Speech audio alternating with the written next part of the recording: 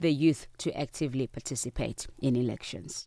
This year alone, the portal has recorded over 26,000 newly registered voters. We encourage all South Africans who are eligible to vote to register online, and those who have already registered to verify their details and update them accordingly. It is important to note that voters in these upcoming elections, voters must register where they live and vote where they have registered.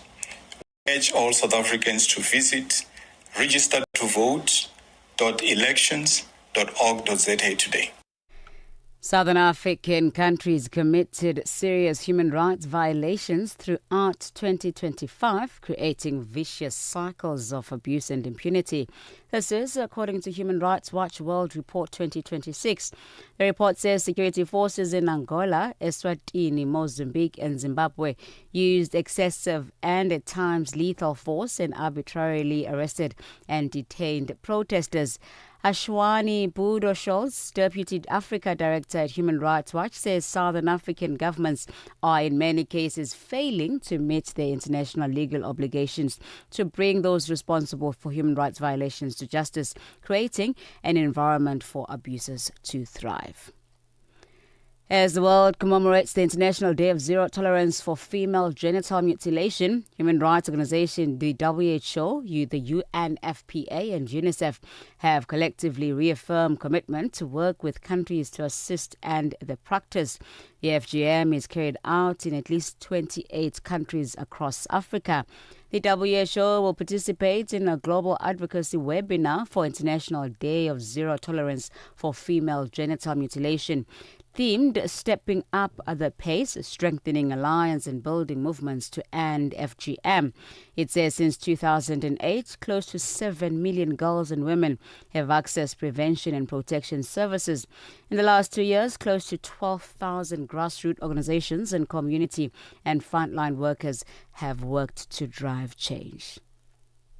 Lastly, an explosion ripped through a Shiite Muslim mosque in Pakistan's capital city of Islamabad today, killing several worshippers. The explosion rocked the mosque during a Friday prayer. The type of explosion is not yet clear, but police are currently at the site. Now, for any news stories you'd like to share with us, please send us an email to newsroom@channelafrica.co.za or call us at +27 11 714 4459. Channel Africa News. I'm Oneli Tsintsi. SABC News. The African Perspective. We are on Open Views Audio Bouquet. Channel 628. Time to stay informed, inspired, and connected to the ideas driving Africa forward. The Upside on Channel Africa, the African Perspective.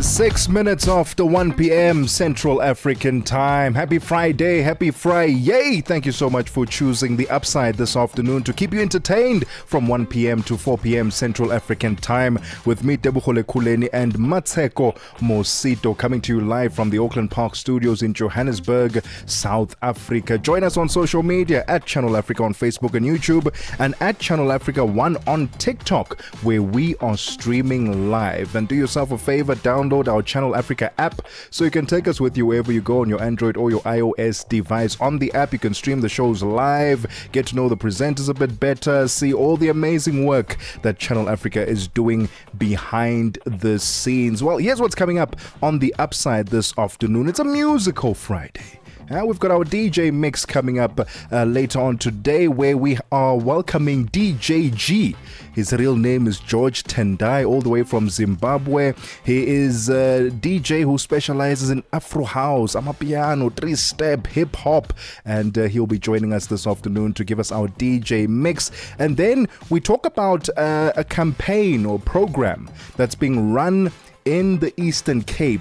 It's a youth program that has achieved 84% success rate in tackling underage drinking. It was launched by the aware.org organization in partnership with the Eastern Cape Liquor Board and United Through Sport. This is a peer-to-peer program empowering young people as drivers of behavior change, training students to lead campaigns that allow them to see their peers doing good things, not drinking, not driving, not underage drinking. That's the most important thing, right? And they are leading this from a student perspective, and we love to see such programs. And then later on, we'll be joined in studio by a superstar all the way from Mozambique. His name is Nelson Tivani. He's got a show lined up in Mozambique over the next couple of months. He is a conductor, and we are looking forward to this symphonic orchestra that will be taking place in Mozambique. So Nelson Tivani will be joining us in studio this afternoon. Mmatsheko, Mosito, how you doing? I'm super duper. How you doing? Can't complain. Hey, adjusting to the heat at the moment. At this point, call me a Kalaharian. Interesting terminology. No, 100%. Call me a Kalaharian. I can walk around. I'm not affected by the heat anymore. I told you that I used to struggle a couple of days ago. I was struggling with it. Now I'm okay. Now I don't mind. I slept so peacefully last night, even with the heat. In the heat. And I was struggling for days. I was struggling. But no, clearly the body adjusts. Listen, and I have adjusted to the heat. We have adjusted to a Friday and the heat. Welcome to the show. Africa, voici Abedi. Oui, c'est moi. Abedi est un passionné de musique dans l'âme. Il a un goût pour toutes sortes de musique et passe ses journées à écouter Channel Africa. J'aime beaucoup la musique africaine. Ok. Devinez quoi? Channel Africa veut aider Abedi et les mélomanes du monde entier à découvrir encore plus de musique incroyable. C'est pourquoi Channel Africa appelle les artistes africains à soumettre leur musique. Chers artistes, n'oubliez pas de nous fournir toutes vos informations pertinentes à l'email adresse musique@channelafrica.co.za. Les soumissions sont votre chance d'être entendues, mais elles ne garantissent pas une playlist. Toutes les soumissions seront soigneusement examinées pour voir si elles répondent aux exigences de notre station. Channel Africa, la perspective africaine. No matter where you are, Channel Africa is always with you. It's Chris with the drama vibe.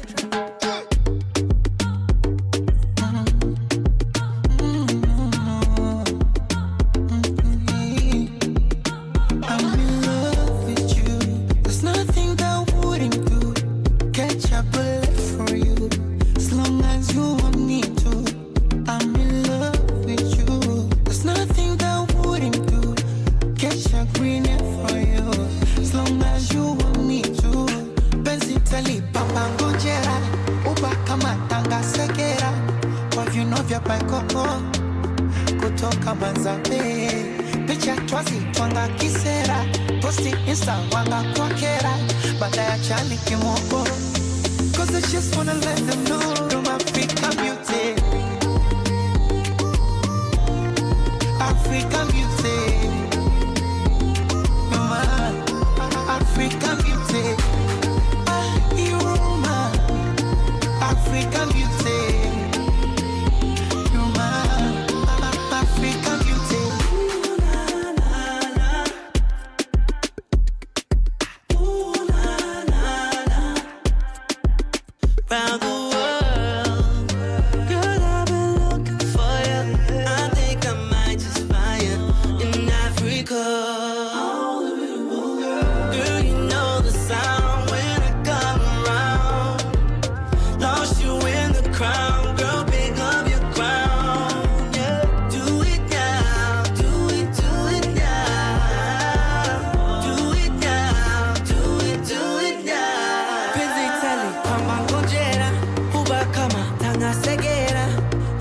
Toka bakoko kutoka mazabe picha twaze twanga kisera posti insta wanga kwakera bataja vikemoko cause I just wanna let you know African beauty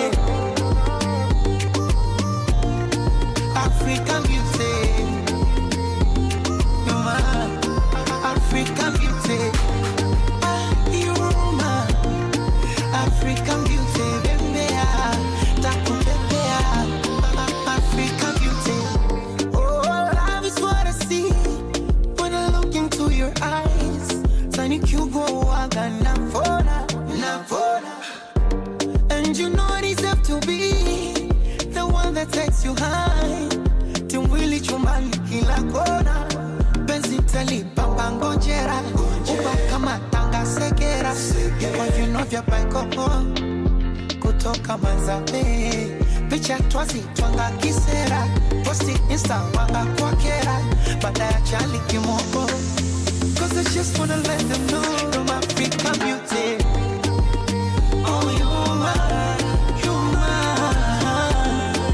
yes you're mine African beauty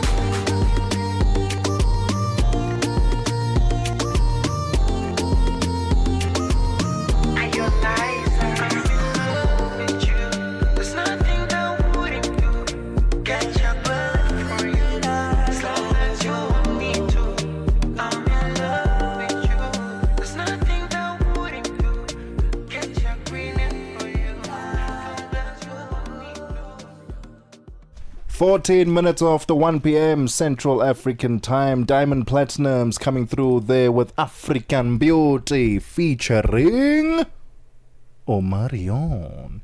Happy Friday, happy Friday. Thank you so much for tuning into the Upside this afternoon. Thank you so much for hanging out with us. We are still streaming live on social media at Channel Africa on Facebook and YouTube and at Channel Africa 1 on TikTok. A youth-led program in the Eastern Cape is showing that real change is possible when young people are trusted to lead. That one line. I don't know which parliamentarians, government officials are listening. I'm going to say it again slowly. A youth-led program in the Eastern Cape is showing that real change is possible when young people are trusted to lead. More than 30,000 learners across 40 schools have pledged to stay away from alcohol after taking part in the hashtag No to Under 18 peer-to-peer program, achieving an 84% commitment rate to abstain from or reduce alcohol use while underage. Implemented by aware.org in partnership with the Eastern Cape Liquor Board and United Through Sport, the program places learners at the center of conversations about peer pressure, health, and future goals. Instead of lectures, it equips student ambassadors to speak honestly to their peers in their own language and on their own terms. Joining us to unpack what's working is Mukebe Tulo, CEO of aware.org. Thank you so much for your time, Mukebe, and welcome to the Upside. How are you doing on this fine Friday? Good afternoon, and good afternoon to your listeners, viewers. Thank you for having us. We're doing well. Thank you. No doubt. I think you agree with me when I emphasize the point that, when you give young people the opportunity to lead, remarkable change can take place. Absolutely. This is one of the programs that are really close to my heart. Its inception was, in fact, a part of what the Eastern Cape Liquor Board came up with. And we met with them at the end of 2024 to discuss some programs that we were working on, what they were working on, and how we could potentially collaborate. And this one specifically came up. And immediately we thought this is something that we have to get involved in. There was definitely some work to be done on the setup of the program in terms of the infrastructure, in terms of how do we then monitor and evaluate this program, in terms of how do we structure it in a way that we can actually establish that, okay, so part one works this way, what does the content look like? What do we provide the learners with, and to streamline the program? And in 2025, we piloted this program in those 40 schools you speak of, in the two municipalities in the Eastern Cape, which is Nelson Mandela Bay, as well as Buffalo Bay Municipality, and the results speak for themselves. Let's talk about just some of the pressures. Perhaps we can get into that. Looking at the pressures of young people, the challenges that they're facing when it comes to alcohol, especially during the pens down period, social gatherings. Yes. So, I mean, we did a piece of research at the end of 24, the beginning of 2025, specifically towards underage drinking. The three leading causes of underage drinking are: number one, peer pressure; number two, family role modeling; excuse me. Number three, what they see on specifically social media, so the media that affects them. So it only makes sense that if peer pressure is such a strong imprint in the lives of young people, why don't we use this in a positive way to turn the tide, so to speak? It's 18 minutes after 1 p.m. Central African time. I am in love with this program, and we'll unpack why it was so effective and why it continues to be so effective, because one would think if you get advice from a parent or from an elder and instruction, you will listen to them, but that's not always the case. It seems here that when I hear my peers talking about how good something is or how bad something is, I'll listen to them and I'll gravitate to what they're saying more than I would an elder, which is very interesting and fascinating. And we'll continue to unpack that right after this. Don't go anywhere. This is The Upside, the Friday edition of The Upside on Channel Africa. Conversations are happening, and Channel Africa is at the heart of them. We tell the African story with clarity, pride, and purpose, reaching audiences that matter to your brand. Partner with us and connect your business with listeners across borders in multiple languages and markets. For partnership opportunities, sponsorship, or sales, email us at partnership@channelafrica.co.za. Channel Africa, the African perspective. The Upside. On The Upside, your voice matters. 19 minutes after 1 p.m. Central African time. Still in conversation with Mukebe Tulo, CEO of aware.org. Listen, they ran a campaign where more than 30,000 learners across 40 schools have pledged to stay away from alcohol after taking part in the hashtag No to Under 18 peer-to-peer program. Mukebe, let's talk about why it has been so successful. Again, before the break, I'm like, wouldn't you rather listen to your parent and hear the instruction from them or elders? Why does it seem that peer-to-peer advice and counsel works more effectively?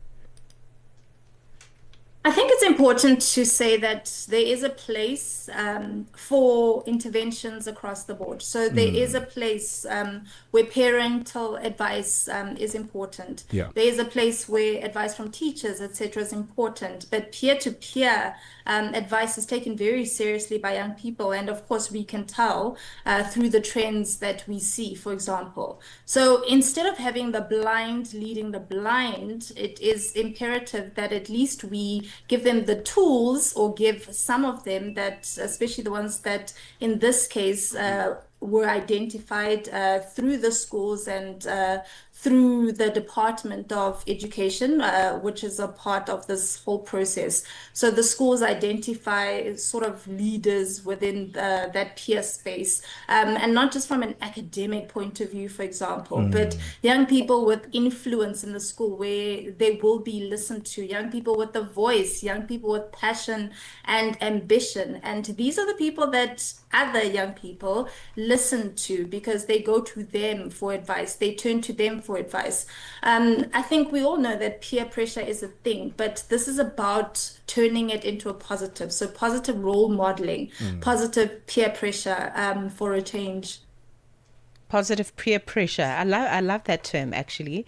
Got to throw it into conversations as much as possible. But let's talk about measured changes that you are seeing. You know, I mentioned the pens down. We mentioned all sorts of scenarios. So, are we seeing any measurable changes that you can share with us when you look at the behavior of young people, especially in the schooling environment? But beyond that, when we look at some of the pledges as well, are you seeing a reduction in incidents or reports? Well, yes, absolutely. We're seeing very positive results. I think it's in two pieces. It's basically what you see, number one, what you're asking me about, and then it's what you don't see. So the incidences that don't happen, the negative things that don't happen and that are prevented. So from a measurability point of view, we ensure that all the programs that we run are measurable. So we do a pre-analysis before running the program. So we take a look at the lay of the land in the school beforehand, and all of the learners that are impacted by this program. We do a pre-assessment, and then of course we do the intervention throughout the year.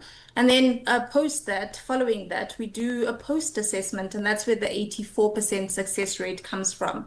So we ask them a series of simple questions, but one of them is how likely, or are you less likely to, for example, take a drink after this, or to try alcohol, or to refrain from alcohol moving forward? And 84% of them say absolutely they are, because now they are empowered.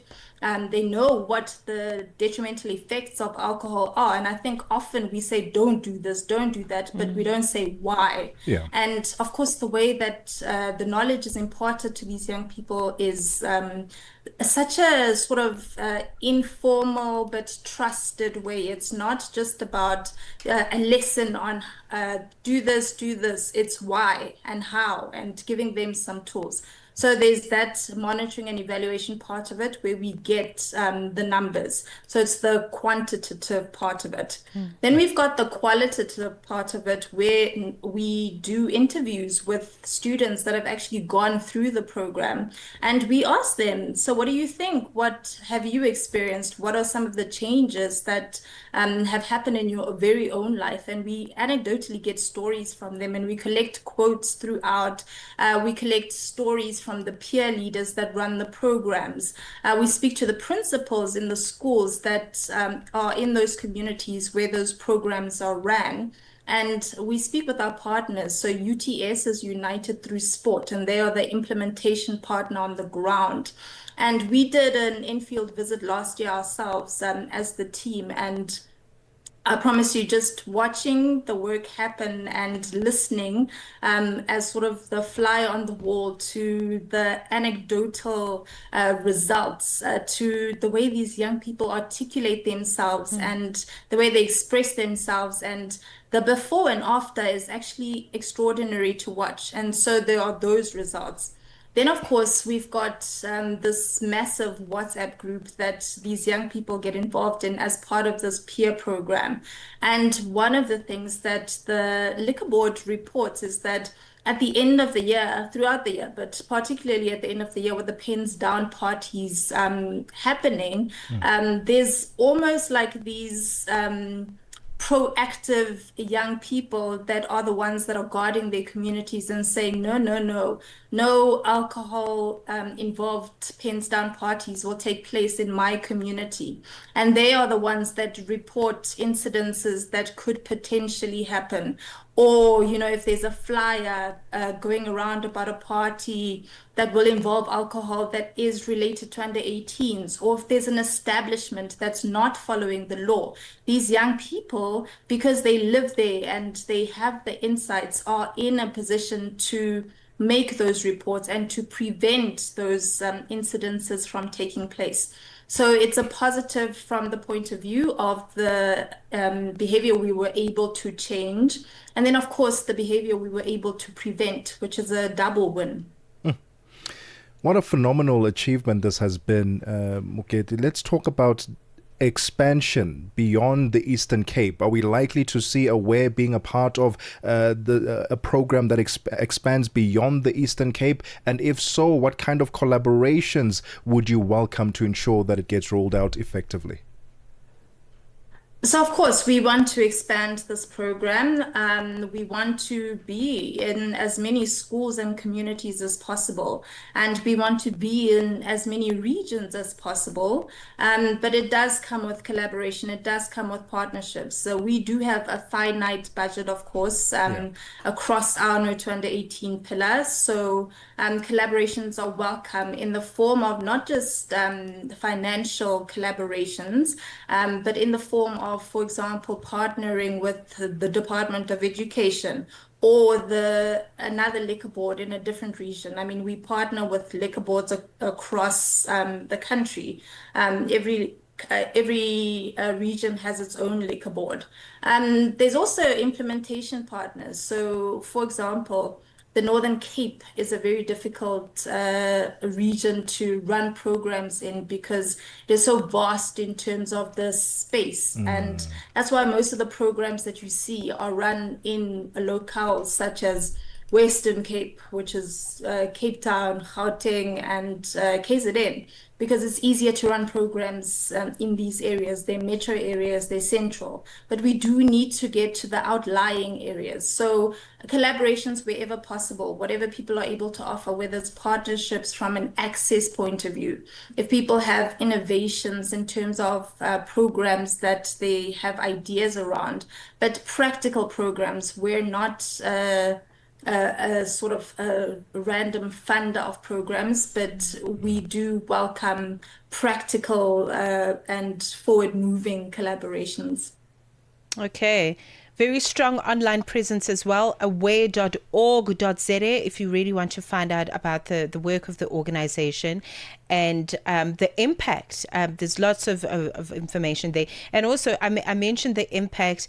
You've also noted, Mokebe, in previous conversations that a lot of the work that you're doing is very research-based, which gives us comfort in terms of turning that then into a more pragmatic model, as it were. So in you mentioning these liquor boards, perhaps very quickly, talk to us about why it's important to work with the liquor boards, why it's important to work with United Through Sport and other organizations that fall under this umbrella to make this work a success. Yes, so we are an implementation partner model organization. And what that means is that we do not go onto the ground and actually physically run the programs ourselves. And we work with community-based organizations that practically run the programs, and we partner with them because they've got skin in the game, which means that they care what happens on the ground. Many of the employees are from those areas. The owners of these organizations are usually from those areas, which is vitally important, which means that they also understand what the ills or the problems on the ground are and what gaps need to be filled. And when we create the programs, we co-create them. We don't just come up with some solution and assume that we have the silver bullet to all the problems of the country. We co-create the programs by going into the community and talking to those people that are invested, number one. Number two, that are able to get access. Number two, that have the buy-in of the community and can actually move the needle. And that is why that collaboration piece is so important, because there's no community that wants outsiders just coming in and thinking that they know what is needed in their very own communities. And that's why a lot of programs fall flat, because they don't have the buy-in of the people that they're trying to serve. It's all about collaboration. And in order to do that, I think everyone has a piece to play. And it's important for us to keep that in mind instead of working in silos, because it's not about who gets there first. It's about us solving for the problems and the ills of the country. The voice of Mokebe Thulo, Chief Executive Officer of Aware. Go check them out, aware.org.za. Incredible work that you're doing. Thank you so much for your time. It's 31 minutes after 1 p.m. Central African time. Let's get the latest in sports. Sports on Channel Africa. The African perspective. And it's a very good afternoon from the sports desk. I am Mosibu Dimakura with your latest sports news at this hour. So with just 2 rounds of fixtures remaining before the quarterfinalists of this season's CAF Champions League are confirmed, several clubs could officially secure their places in the last 8 or at least find their hopes hanging by a thread.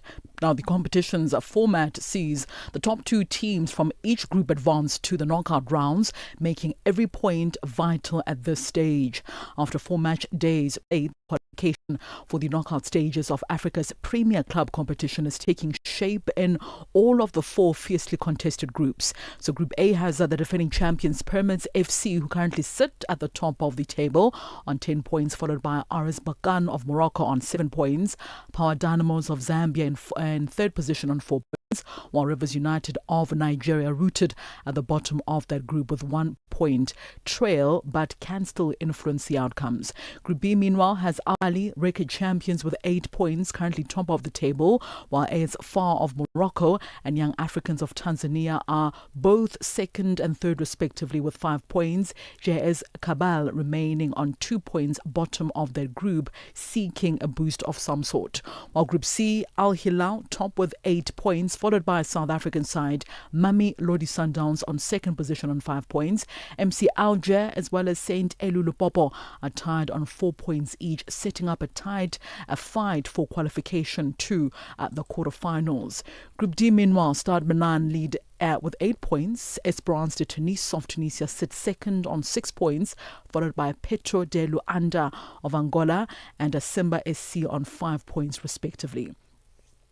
So this weekend's fixtures starting today with the Group C clash between table toppers Al Hilal as well as MC Alger could prove decisive for Al Hilal, who lead the pack at the moment. In Saturday's Group A tie, reigning champions Pyramids FC could see themselves taking a giant step towards a quarter-final place with a positive result and remain on course of defending their maiden title, while RS Bakan look to stay firmly in contention for a last 8 position.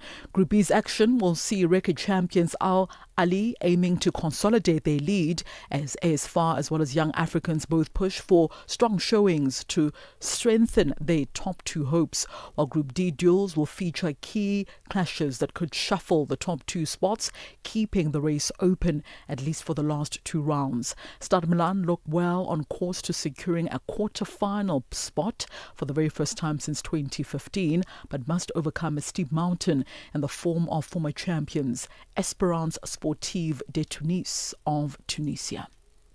On to some cricket news now. Sri Lanka Cricket have formally requested the Pakistan Cricket Board to reconsider their boycott of the future India match. Now, the Sri Lankan Cricket Board believes boycotting the match could adversely affect the tourism sector. In an official letter, the Sri Lankan Cricket Board cited Sri Lankan media to state that the announcement of the boycott is already affecting Sri Lankan tourism, as many fans have already begun to cancel hotel bookings anticipating the match to take place. The letter further states that all arrangements pertaining to the match between Pakistan as well as India must have been completed in advance. Demand for tickets for that match is at its peak. The Pakistan cricket authorities have admitted that the sentiments voiced by the Cricket of Sri Lanka Board, but also stressed that the decision rested in the hands of government policy. This, of course, is in relation to the T20 World Cup that gets underway next week, Monday. And finally, in basketball news, after a successful 5th season, the Basketball Africa League returns next month, and the 6th season will tip off at the Sunbet Arena in South Africa's capital city, Pretoria, on the 27th of March. BAL Africa President Amadou Galafo says it was a no-brainer that they would return to South Africa this year, following successful tournaments held in the country over the past few years. The BAL 6th season will culminate with the finals at the BK Arena in Kigali, that's in Rwanda, playing on the 31st of May. Forces South Africa have proven that it's serious, growing the market for basketball on the African continent. Returning to South Africa and Morocco and Rwanda also speaks to the growing sporting cultures in these countries. We want to deepen our presence and engagement. For the 3rd year in a row, we'll be playing in South Africa, where we've enjoyed tremendous fan interest and also a beautiful arena, world-class infrastructure in Sunbet. Obviously, our finals have been held almost every season since the beginning. In 2021 in Rwanda, we went last year to South Africa for the first time that the finals were played outside. Now, this year, the Basketball Africa League will be focused on 3 conferences in Pretoria, Kigali, as well as Rabat in Morocco, with 12 teams from 12 African countries playing 42 games up to the final. Force says the new format is all about looking at the bigger picture.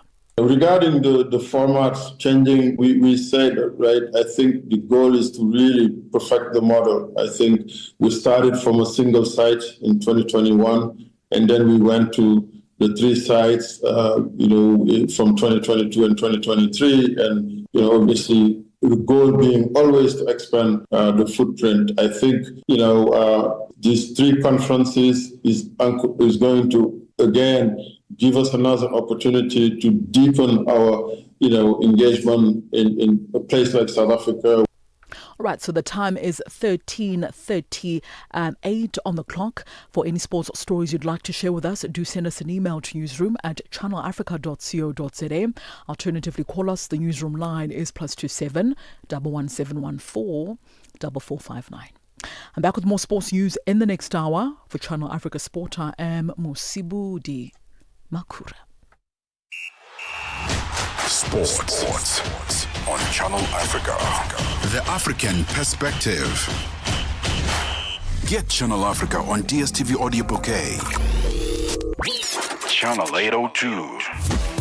Você é fluente em português? É apaixonado por rádio e quer trabalhar na África do Sul? Você tem documentos que o qualificam para trabalhar na África do Sul? Nesse caso, podemos ter uma oportunidade para você trabalhar no Canal África. Envie seu currículo e demonstração para Canal África @ newsroom@channelafrica.co.za. Lembre-se, se você não receber alguma resposta nossa em 14 dias, isso significa que você não foi selecionado. Canal África, a perspectiva africana. 39 minutes after 1 p.m. Central African Time. Let's get the latest in business news. Business news on Channel Africa. The African perspective. Thank you, Tebogo. Good afternoon.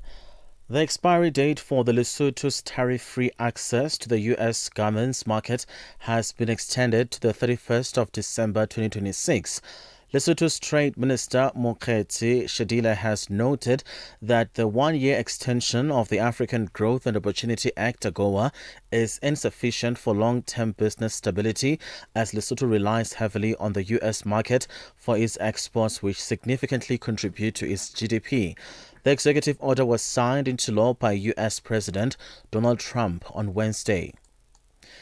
The UAE-based AI-powered space tech company Space42 has announced the commercial rollout of its next-generation mobile communications satellite, Thuraya 4, in South Africa. This marks the company's first operational presence in the country and a major step in expanding secure, reliable satellite connectivity to one of Africa's most dynamic digital market. Space42 Chief Commercial Officer Sulaiman Al-Ali.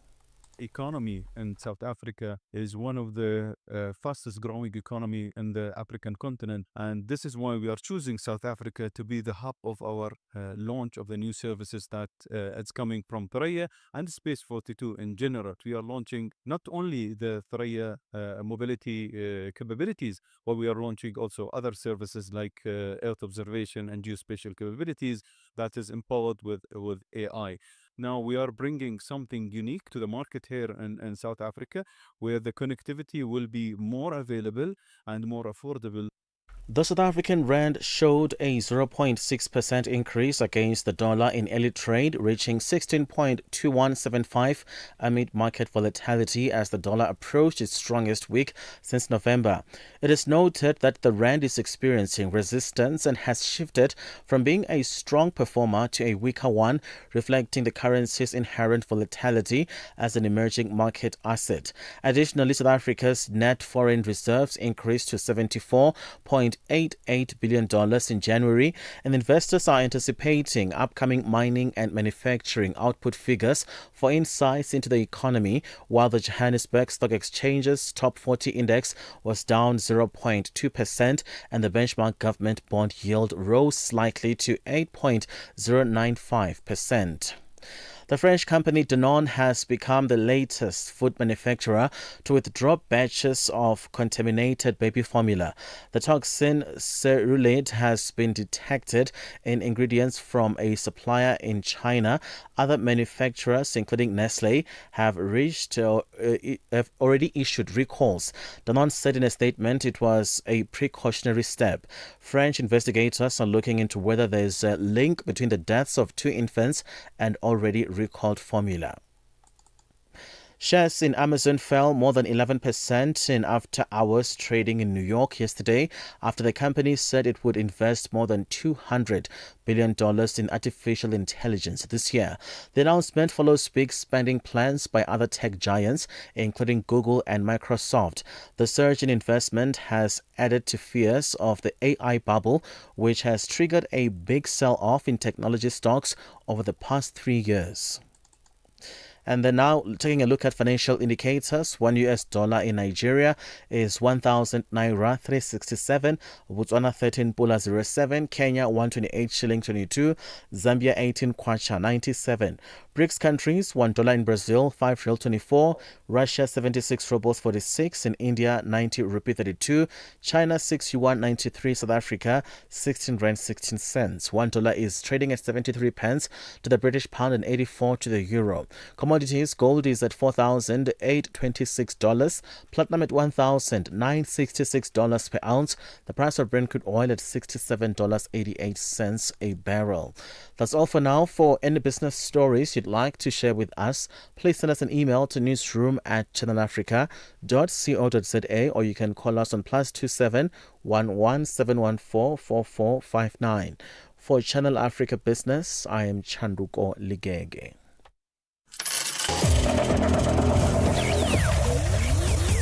Business news on Channel Africa. The African perspective. The whole population of Africa has been shocked to the depth of its soul. For 60 years, Channel Africa has been the voice that connects the continent, telling our stories and sharing our vision with the world. This year, we mark 6 decades of broadcast excellence. 60 years of stories, sound, and connection. 6 years of African conversations that matter. This is 60 years of broadcast excellence. Rooted in Africa's heartbeat and looking boldly into the future. Join Channel Africa as we celebrate 60 years of broadcasting. Still strong, still vibrant, and still giving you the African perspective. Channel Africa. The Morning Switch Weekend with the Shy Guy.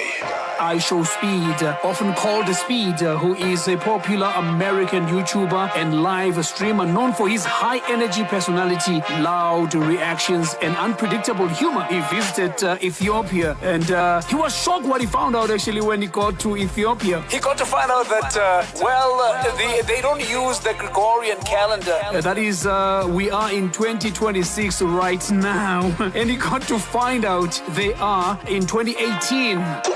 2018. Nah, you trolling me. It's 2026. No. It ain't 2026. Wait, hold on. Wait, we in the past? Ronaldo is still in Real Madrid. Everything is in the past here. Oh man, how shocked the Speed was. He went back in time. Saturday and Sunday mornings belong to the Morning Switch. 3 to 6 a.m. Central African Time. Moving to a world of African music. This is Channel Africa.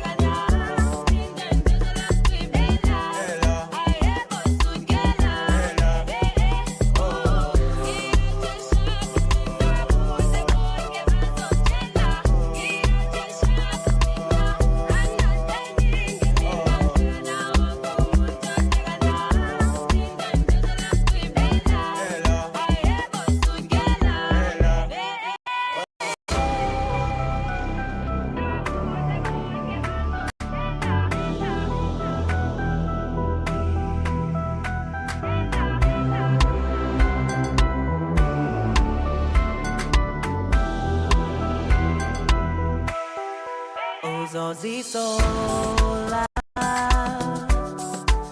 uzozisola uzozisola uzozisola uzozisola uzozisola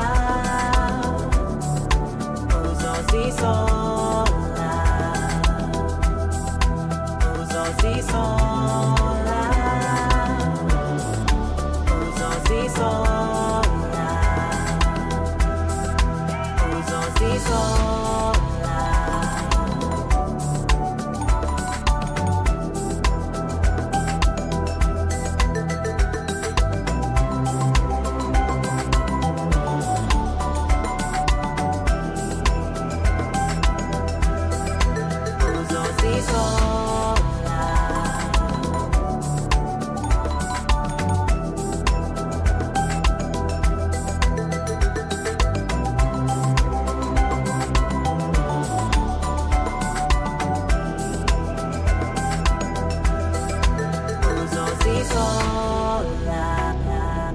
Tebogo and Mmatsheko on the upside.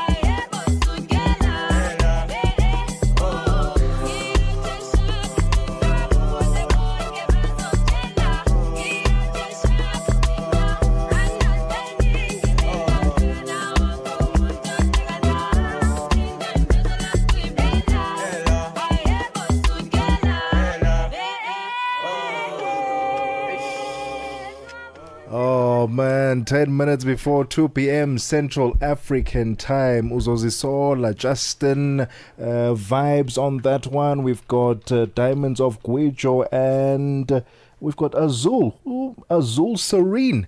Beautiful song, beautiful song. We're going to take a quick breather. When we get back, it will be time for What Caught Your Eye? Stella Longwe pamalonje apa ndikatswiri oyimba wa dziko la Zambia ameneyu ndi Isaac Zulu. Isaac, apa pali nyimbo imene munayimba yomwe ikuti manda ambeta. Nyimbo imene imakamba zotani?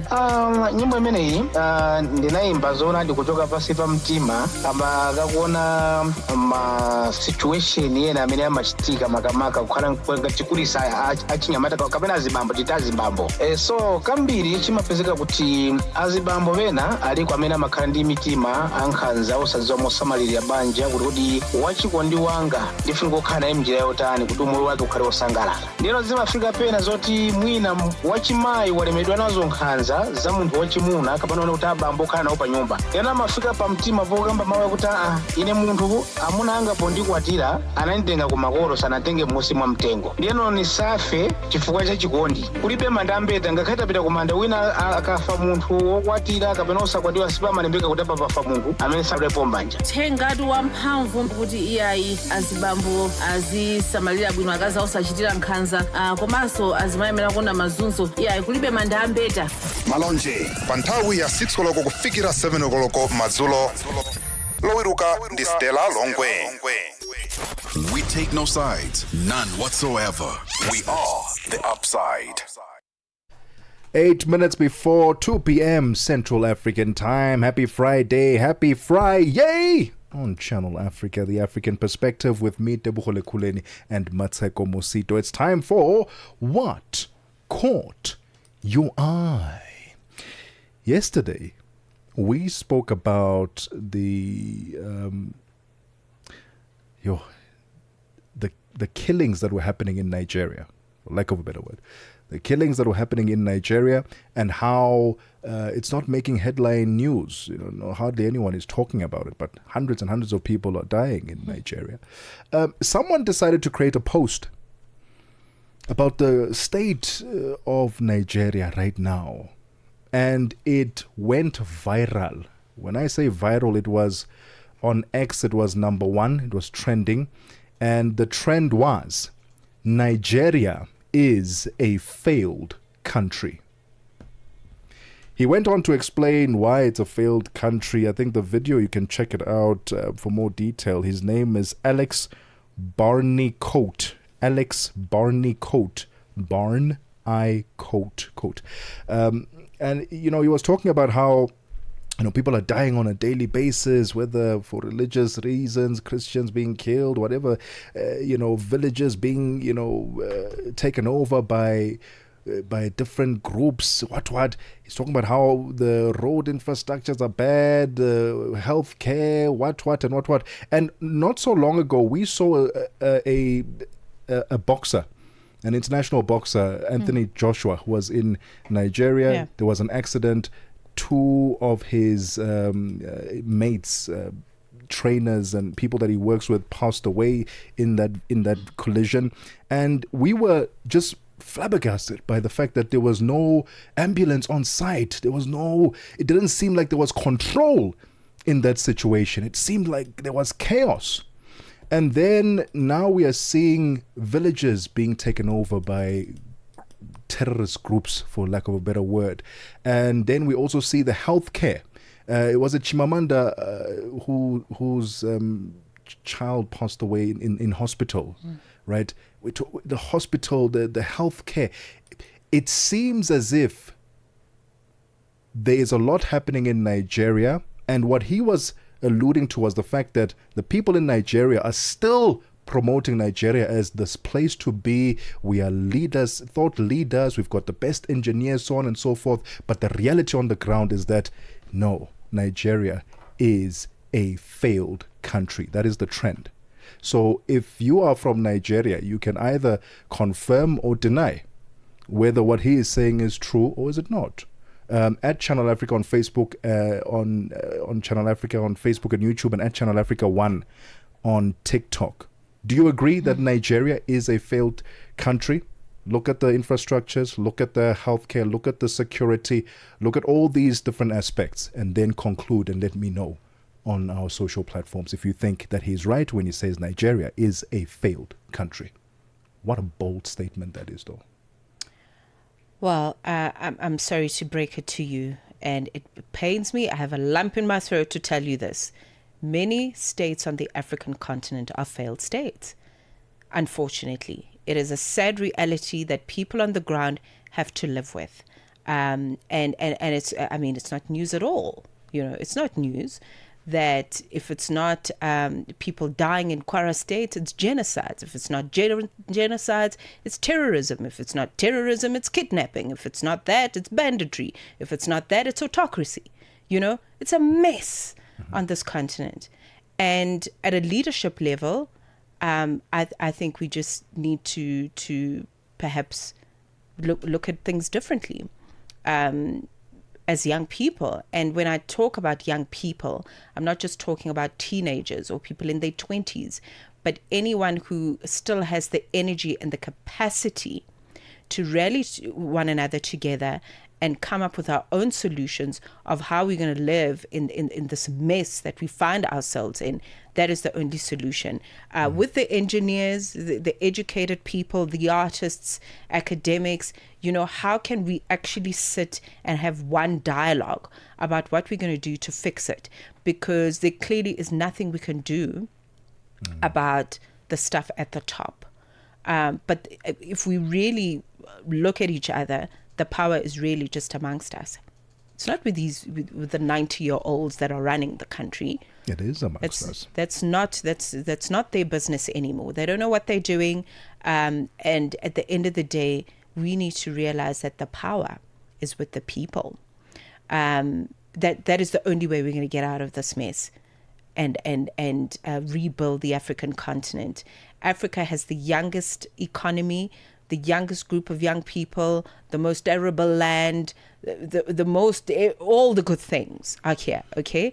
So we really can refine our own gold and not rely on these people who are between, man, let me not even go there, but who are really have zero capacity to do anything for anyone, not even for themselves.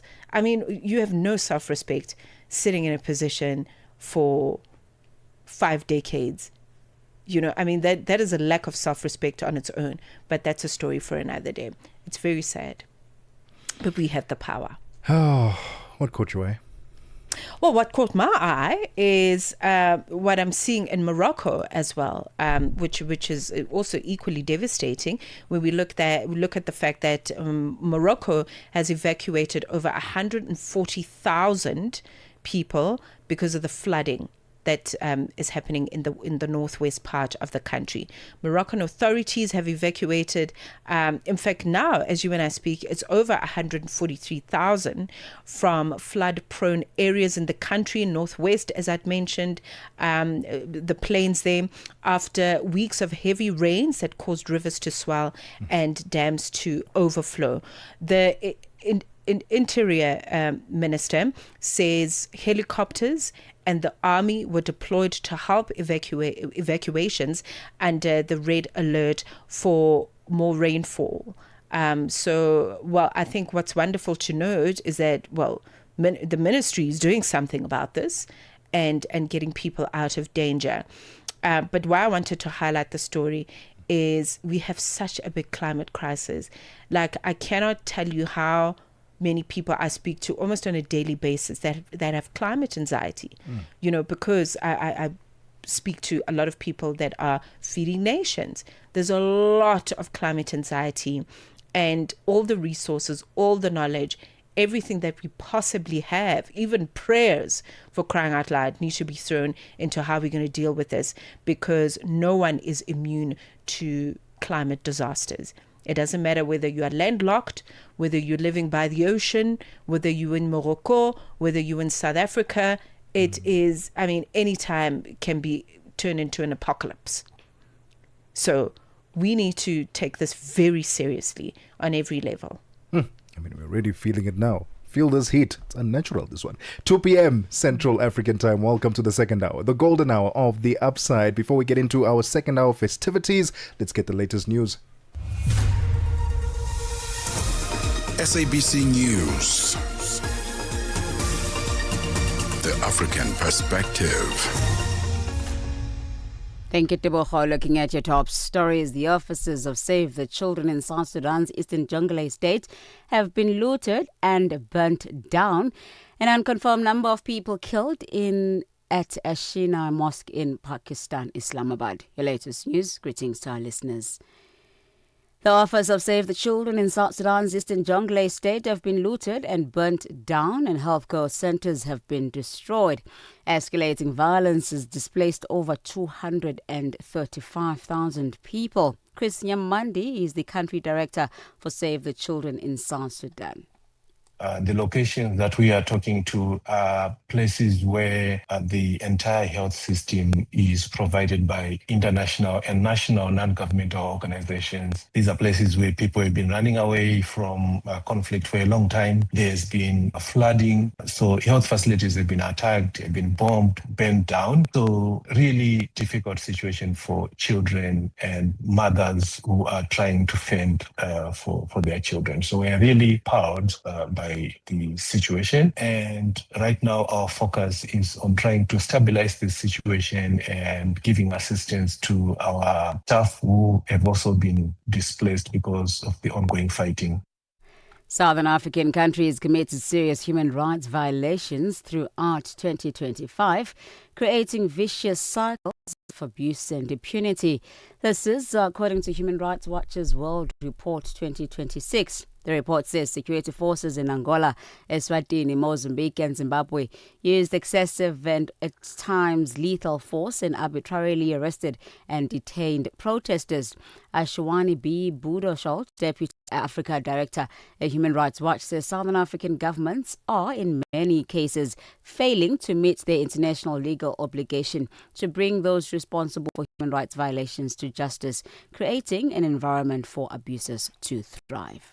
We've seen security forces in Angola and Mozambique using excessive force and at times even lethal, and they have arbitrarily arrested and detained protesters. This was the same trend that was observed in Mozambique. The other issue that we have found is that the authorities have severely restricted freedom of expression, association, and assembly, and attacked journalists and human rights defenders. So you can see that they're using restrictive laws. Our contention is that we have the African Union, we have the Southern African Development Community, and we saw that they did not take sufficient steps to address these and other violations. The Independent Electoral Commission in South Africa has launched a self-service online portal registration system. The system is aimed at enabling citizens to register, to update and verify their details remotely, to improve accessibility and the integrity of the voter registration process. To date, the portal has recorded over 26,000 newly registered voters, bringing the number of registered voters a little close to 28 million. The Electoral Commission's Deputy Head of Communications, David Mandaha, says this is to ramp up efforts to empower particularly the youth to actively participate in elections. This year alone, the portal has recorded over 26,000 newly registered voters. We encourage all South Africans who are eligible to vote to register online, and those who have already registered to verify their details and update them accordingly. It is important to note that voters in these upcoming elections, voters must register where they live and vote where they have registered. We urge all South Africans to visit registertovote.elections.org.za today. Iran and the United States have begun renewed diplomatic engagements aimed at easing tension between the two countries. The first round of talks has already taken place, with Oman acting as mediators, Botlhale Pele reports. It's taken days of difficult and delicate diplomacy to get this to happen at all. There was wrangling over the venue and format of the talks, let alone the substance. They're the first between the US and Iran since last June, before American fighter jets joined Israel in bombing the country's nuclear facilities. We do apologize for playing the wrong sound there. Lastly, an unconfirmed number of people have been killed in an explosion at a Shia mosque in the Pakistani capital, Islamabad. A device was detonated during prayer, reportedly by a suicide bomber. Police say at least 24 people have died in the blast and at least 100 others have been injured. The BBC's Kerry Davis. The explosion happened during Friday prayers when the mosque would have been packed with worshippers. The area has now been sealed off by police. Videos from the scene show ambulance after ambulance arriving. The injured have been taken to Islamabad's two major hospitals, Polyclinic and PIMS. Both have declared a state of emergency. The death toll has risen quickly as police continue their operation. Recapping on your top stories, the offices of Save the Children in South Sudan's Eastern Jonglei State have been looted and burnt down, and a healthcare center has been destroyed, escalating violence that has displaced over 235,000 people. Channel Africa News, I am Onele Tsinzi. SABC News. The African Perspective. We are on Open Views Audio Bouquet. Channel 628. Time to stay informed, inspired, and connected to the ideas driving Africa forward. The Upside on Channel Africa. The African Perspective.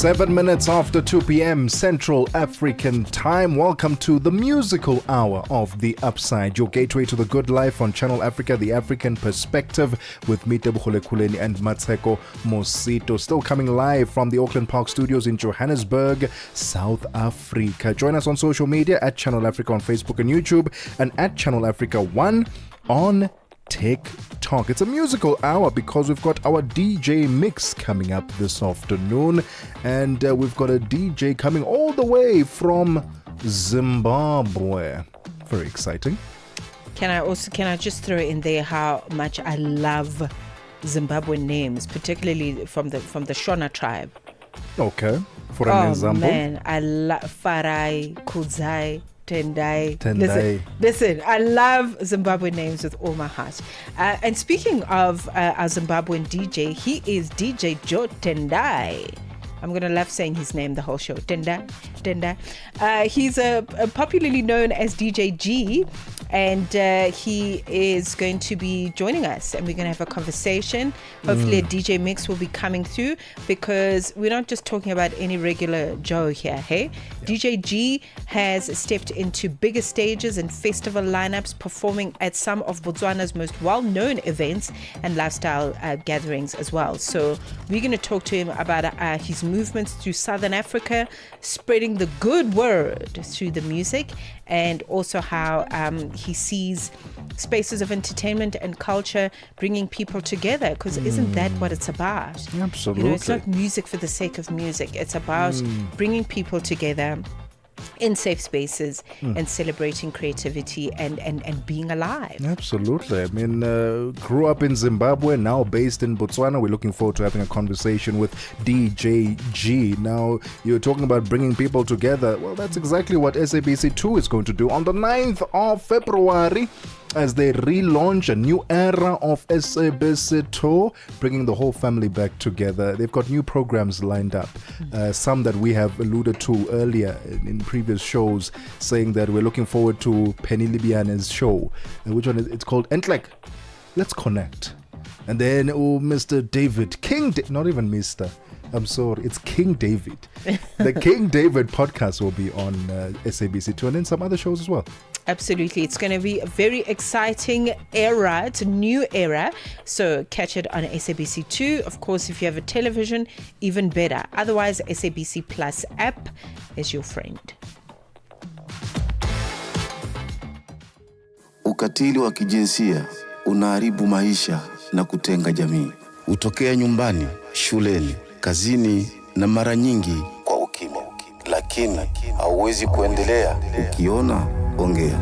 Ikiwa unaumia, funguka, kwa sababu kutofanya lolote sio chaguo. Sikiliza vituo vyote 19 vya redio kuanzia Jumatano ya tarehe 23 Julai kwenye mijadala, ushauri, tamthilia, maonyesho ya elimu na mahojiano na wataalamu, manusura, watunga sheria na nchi nzima iliyoathirika na ukatili wa kijinsia kwenye vituo vyako pendwa vya redio. Piga simu 0800 428 428 ili kuripoti unyanyasaji au kupata msaada. GBV ikomeshwe na wewe. Ujumbe huu umeletwa kwenu na shirika la SABC. Midday vibes, great programming, and good company. This is Channel Africa.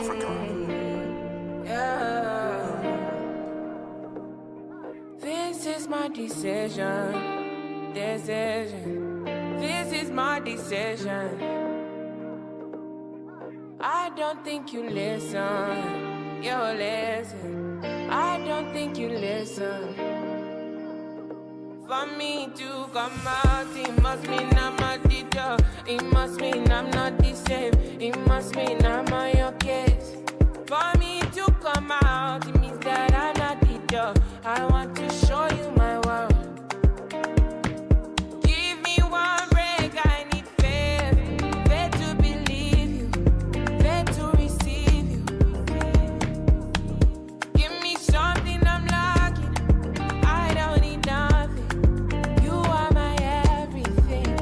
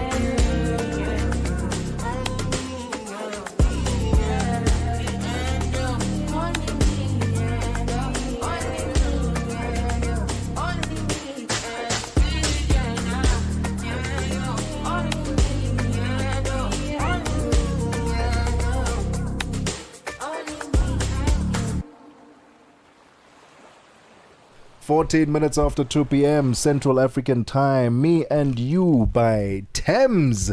Oh man, we keep the music flowing on the upside as we have our conversation now with our DJ who will be providing us with a DJ mix this afternoon. And we're looking forward to that one. This is the Friday edition. Happy Friday to you and yours of the upside, your gateway to the good life on Channel Africa, the African perspective, with me, Tebogo Lekhuleni, and Mmatsheko Mosito. Looking forward to this one? Absolutely. Southern African DJ. And we say Southern African because he's got Zimbabwean roots, now based in Botswana, and just traversing through Southern Africa and spreading the good news. So we're gonna tap into that and speak to him just now. Looking forward to that one. I saw, before we get into our conversation with him, I saw the most relatable post ever. Look at you salivating because of the post. On X. Okay, on X. It was posted by a Priyanka Lakara, right, on X. And she wrote in capital letters, the whole thing. And it says, word for word, "It's wild that the most effective way to save something as a PDF is to lie to your computer that you're about to print it." Have you never found yourself in that situation? You don't do that? No. Mmatsheko. I don't do that. No. No, for real? Like my brain is still trying to adjust because that's new information. I do it all the time. My brain is like, no, I do it all the time. Like if I have if I have like a document or a Excel spreadsheet or Word document, whatever, and I want to save it as a PDF, I need to lie to it. I must go to print and then save as PDF. I thought everyone does that. So it's just me. Okay. No, but it's just a tab that gives you all those options, not? That's not a lie. No, not that I've seen. There's no save as PDF. I don't know. Maybe I haven't seen it. The most effective way for me to save something as a PDF is to lie to it. I'm like, hey. Okay, let's try. Let's with this document in front of me. You see, thank you very much. You've got a document in front of you. Let me try. Right? And see if there's an option that says save as PDF. Okay, right? I have an agriculture thing here in front of me. Because if there is, then I am the fool. Okay, I am the fool, and I'll take it. I'll take it. But if it isn't there, and you have to go lie to it and say go print and then save as what PDF, then this is indeed a relatable post. No, let's see. Let's prove your theory. Let us know on X if you've X on TikTok, where we are broadcasting live at Channel Africa on Facebook and YouTube, and at Channel Africa 1 on TikTok. Let us know if you can relate to this one. Do you also have to lie to your document or lie to your computer? Save as. Yes. Does it say save as PDF? No, rich text. What? There's no PDF. What options does it give you there? Save as options. Okay, let me try this again. File. You see? Save as. You see? Yeah, there is no PDF. It says rich text document, Office open, blah blah blah blah blah blah. And so should I press print? There's no option there for.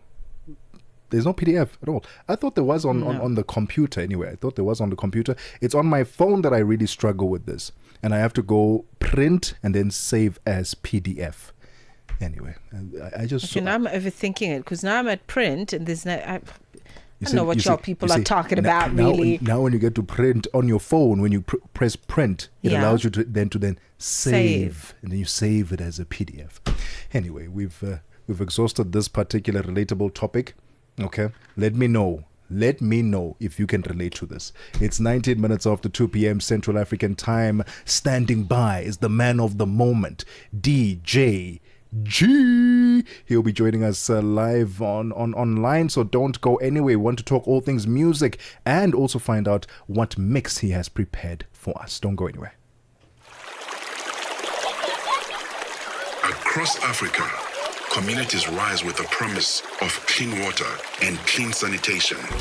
The African Union's 2026 theme calls us to action. It's about mobilizing real commitments, securing climate-resilient water and sanitation projects, and ensuring that water becomes a driver of sustainable development and prosperity across the continent. A landmark moment, not only for Africa, but for the global movement for access to safe water for all.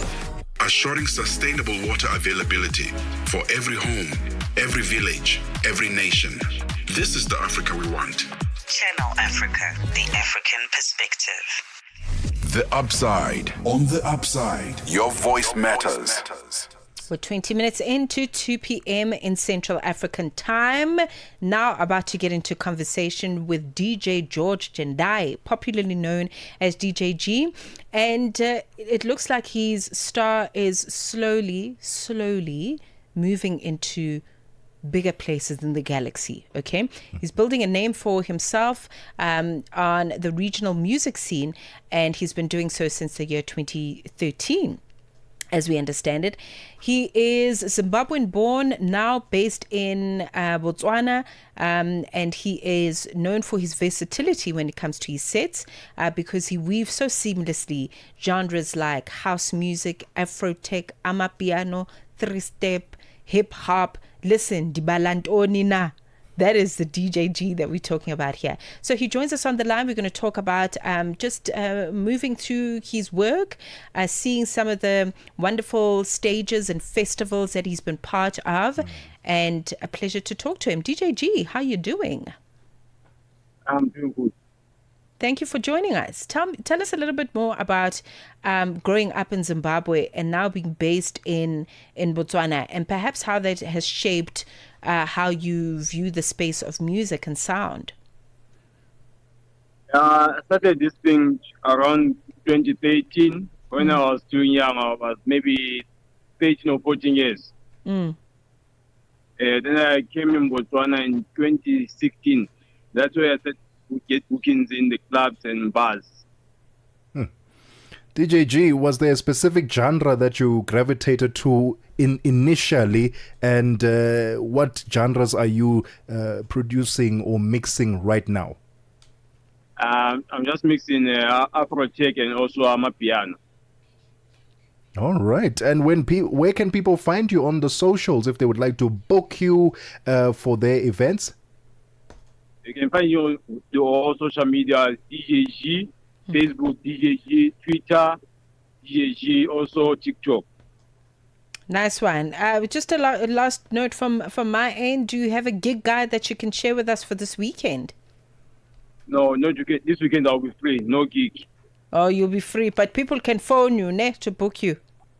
Yes, they can phone me anytime. Ah, beautiful stuff. DJ G, You are the man. DJ G since 2013. Love it for you. Thank you for joining us. You're welcome. Keep Africa in your hands. Connect to our website for all your news, sports, and cultural updates. channelafrica.co.za. As Africa renews, so does its voices. 60 years of Channel Africa. The Upside. On the Upside, your voice matters.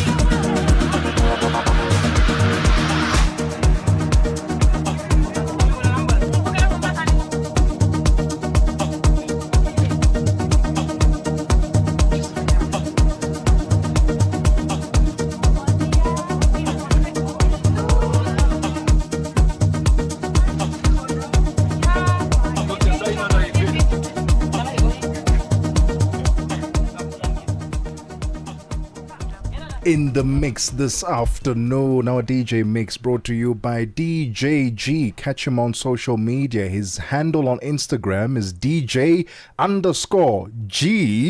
That's G-E-E-26. He says it's free this weekend, so you can give him a call anytime. Got Please. the event anytime. Just give him a call. Yeah. Let's get the latest news. It's latest sports news. It's 30 minutes after 2 p.m. Central African time. Musibu Dimakura is standing by. Sports on Channel Africa. The African perspective. Thank you so much, Tebogo. Very good afternoon from the Sports Day. So when MC Alger travels to South Africa in a week's time to play Mamelodi Sundowns, head coach Rulani Mokwena says he will not be taking his players on a safari, but to Pretoria to collect all 3 points. Now that match will be the final CAF Champions League group stage encounter, and to remain competitive until then, the Algerians must beat Sudanese side Al Hilal tonight. Now MC Alger are tied on 4 points with Saint Elulupopo, and and they at just a point behind Mamelodi Sundowns. Mokoena says they must win in tonight's game to give them a chance of a place in the last 8 of the CAF Champions League when they face off with Sundowns next weekend. How's the spirit of perseverance, the spirit of never giving up, the spirit of honesty and integrity is the spirit that resonates even for football players. We hope we can carry that spirit tomorrow for 90 minutes and keep going, give ourselves a chance to qualify for the next round when we travel to South Africa. Otherwise, it would be nice now to take the players on a nice safari. I don't want to be taking the players to South Africa to go meet my family and friends. We want to go to South Africa to get 3 points. Whether or not we go for a safari or for 3 points depends on what we do tomorrow night. Now, last weekend, the Algerian champions registered their first win in the group stages, beating Limpopo of the Democratic Republic of Congo 1-0 at home. Mokoena says they have had a good week of preparation. We're feeling good. We're feeling confident. We've had a good week of recovery, rest, some very good training sessions, and preparation for the game. All right, so kickoff for tonight's game between Al Hilal as well as MC Alger is at 9 p.m. Central African time. We'll stay with the CAF Champions League, of course. It's about 2 rounds left before the quarterfinals. The quarterfinalists, rather, of the season's CAF Champions League are decided. Several clubs could officially secure their places as of tonight or find their hopes hanging by a thread. Now, the competition's format, rather, sees the top 2 teams from each group advance to the knockout rounds, making every point vital at the stage. After 4 match days played, the qualification to the knockout stages of Africa's Premier Club competition is taking shape in all fiercely contested groups. So let's remind you of how the groups are looking like at the moment in the build-up to tonight's matches. So Group A, that's where we find the defending champions Pyramids FC of Egypt, currently sitting top of the table on 10 points, followed by RS Berkane of Morocco in second position on 7 points. Power Dynamos of Zambia are in third on 4 points, while Rivers United of Nigeria currently are bottom of that group on 1 point. Group B, meanwhile, sees the record champions Al Ali leading with 8 points, while AS FAR of Morocco are at second and Young Africans are third, both on 5, second and third on 5 points, while JS Kabali remains on as 2 points, rooted bottom of that group. Group C sees Al Hilal topping with 8 points, Sundowns in second on 5 points, MC Alger as well as St. Limpopo tied on 4 points each, setting, of course, a tight qualification matchup between those two sides. Group D, Stade Milan lead on 8 points, Esperance de Tunis on 6 points, followed by Petro de Luanda of Angola and Simba SC on 5 points. So this weekend's fixtures starting tonight will see a clash in Group C between the table toppers Al Hilal as well as MC Algiers. And on Saturday, Group A will see the reigning champions Pyramids FC seeking for a place in the quarterfinals. If they win their match against RS Berkane, they will then be in a position of qualifying for the quarterfinals. Group B's action will see record champions Al Ali aiming to consolidate their lead as FAR as well as Young Africans both push for a strong showing to strengthen their hopes of a top 2 position, while Group D duels will feature key clashes that could then shuffle the top 2 spots, keeping, of course, the race open in the last 2 rounds. Stade Milan, by the way, will look well on course of securing a quarterfinal spot for the very first time since 2015, but must overcome a steep mountain in the form of former champions Esperance de Tunis of Tunisia. And finally, Emma Raducanu stormed into the semi-finals of the Transylvania Open with a commanding victory over Poland's Maja Chawalinska. Now, the British number 1, whose sole title remains her astonishing 2021 US Open triumph, rushed through the first set in 25 minutes without losing a game. Her opponent, Maja, ranked 146th in the world rankings, put more resistance in the second set, but Raducanu struck a decisive blow at 3-all before seeing out a 6-love, 6-4 win. It is also just the 4th time that Raducanu has reached the semi-finals of a tournament since winning the US Open 5 years ago. That brings the time to 14:35 p.m. Central African time. For any sports stories you'd like to share with us, remember to send us an email to newsroom@channelafrica.co.za or call us on +27 11714 4459. But Channel Africa Sporter am Mosito Makura. Sports on Channel Africa. The African Perspective. Get Channel Africa on DSTV Audio Bouquet. Channel 802. Let's just do it. Your life just got easier. Get the Channel Africa app and take us wherever you go. Catch the latest news, enjoy your favorite shows, stream the music you love, and stay connected to the continent. All in one spot, right in your pocket. Simple, quick, and always with you. The Channel Africa app. Download it now on iOS and Android. 36 minutes after 2 p.m. Central African Time. Let's get the latest in business news. Mr. Lava Chanduko Likeke is standing by. Business news on Channel Africa. The African Perspective. Thank you, Tebogo. Good afternoon. Ghana's President John Dramani Mahama has concluded his 3-day state visit to Zambia that has seen a number of key bilateral and development cooperation agreements being asserted in priority areas like agriculture and food security, energy, mining, trade and investment that are set to benefit not only the two nations but broadly the African continent. Mahama arrived in Zambia with a mission and some immediate results like waiving of visa fees for the two nations now being actualized as announced during a meeting of Presidents Hakainde Hichilema and John Mahama. Africa does the least trade with itself. It's criminal. It is taboo. It's unacceptable. You look at the size collectively of the African economy, but look at what we do with each other. Very, very little. The agreements we signed today, especially the decision to allow visa-free travel between our two countries, are more than diplomatic instruments. They are statements of trust. Secretary of the Ministry of Finance in Zimbabwe, George Guvamatanga, says the country has agreed a staff-monitored program with the International Monetary Fund. Guvamatanga says Zimbabwean authorities are aiming for a 10-month staff-monitored program starting next month. A staff-monitored program is an informal agreement between a country and IMF staff to monitor the implementation of economic programs when a country is not ready for a full financing program, often due to weak institutions, domestic instability, or uncertain financing.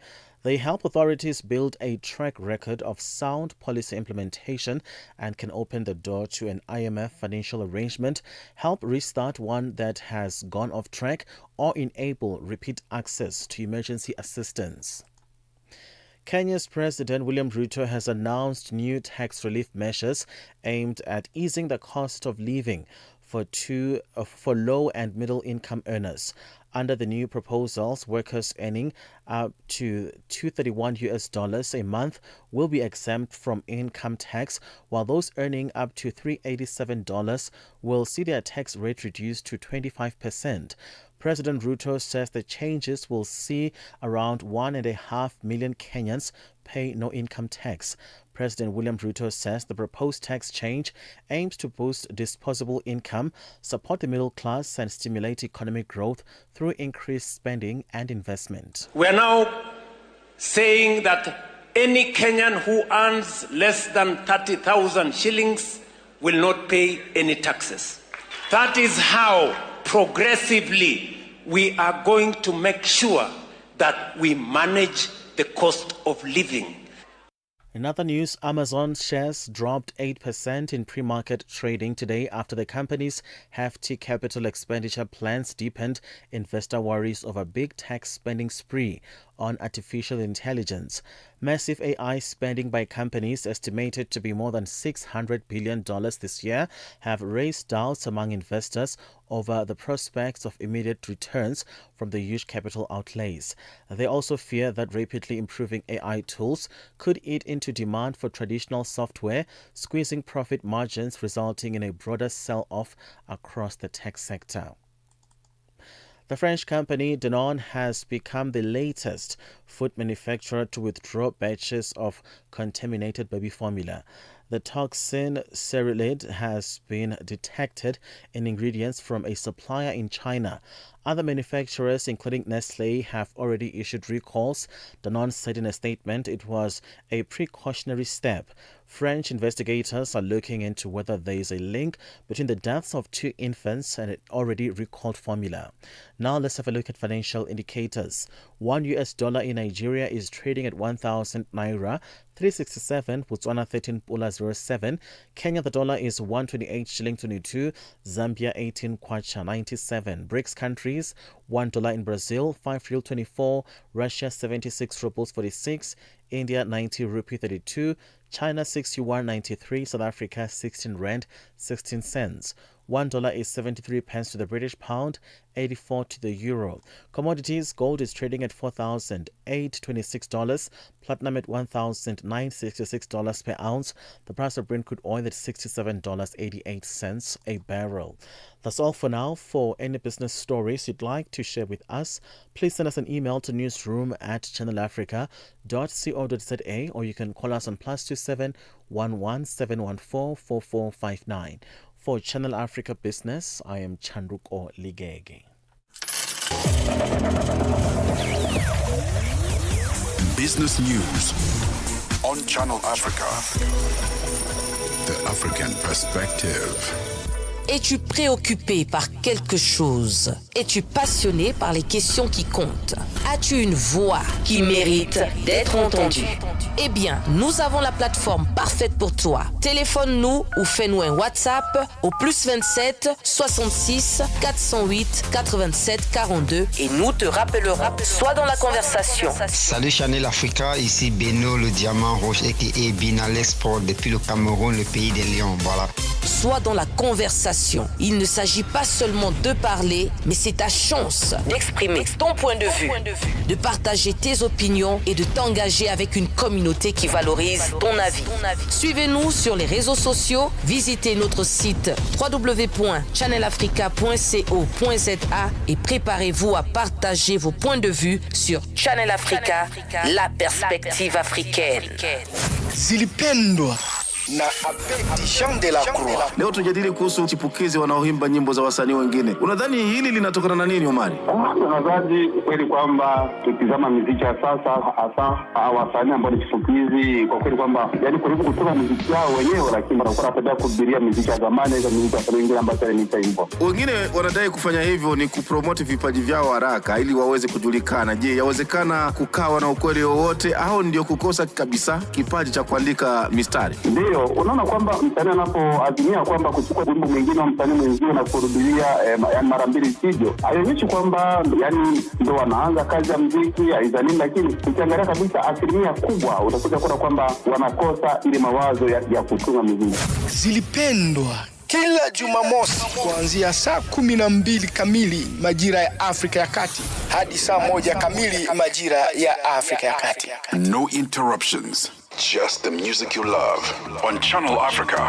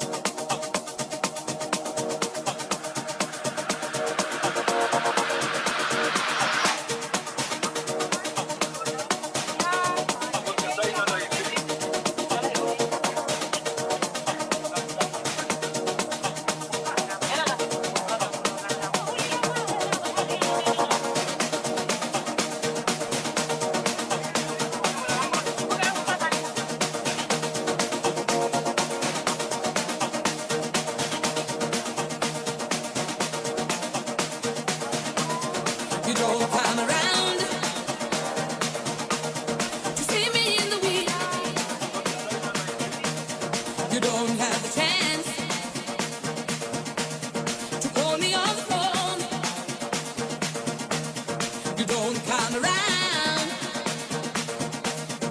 See me in the week. You don't have the chance. Call me on the phone, yeah. But Friday night, yes I know I'm not ready for ya. Just a lady for you. Friday night, yes I know I'm not ready for ya. Just a lady for you.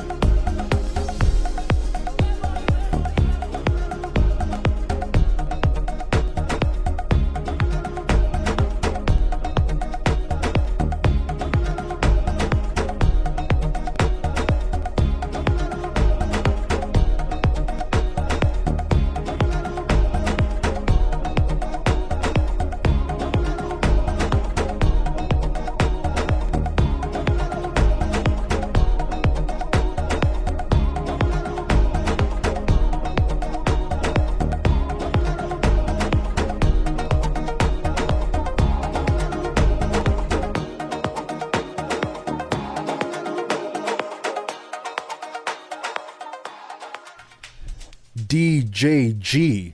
Again, if you'd like to book him this weekend or for future events, DJ_G, that's GEE26 on Instagram. I mean, he gave us a taste the first half of the show, and then he completed it nicely. What a mix. Out of 10, what would you give it? He's actually really good. I'll give him a 10 out of 10. Honestly, I think he's moving towards where the world is going. Do you know what I mean? Like he's really good. He reminds me, dare I even say it? Say it. Soul. The Soul. What's his name? Soul. We had a Soul DJ on the show. Not Cleo Soul, but something to that effect. The Soul DJ. Hang on. Cisco de Soul. Cisco de Soul. He reminds me Cisco a de lot Soul. of Cisco de Soul. Okay, I see where you're going there. Yeah.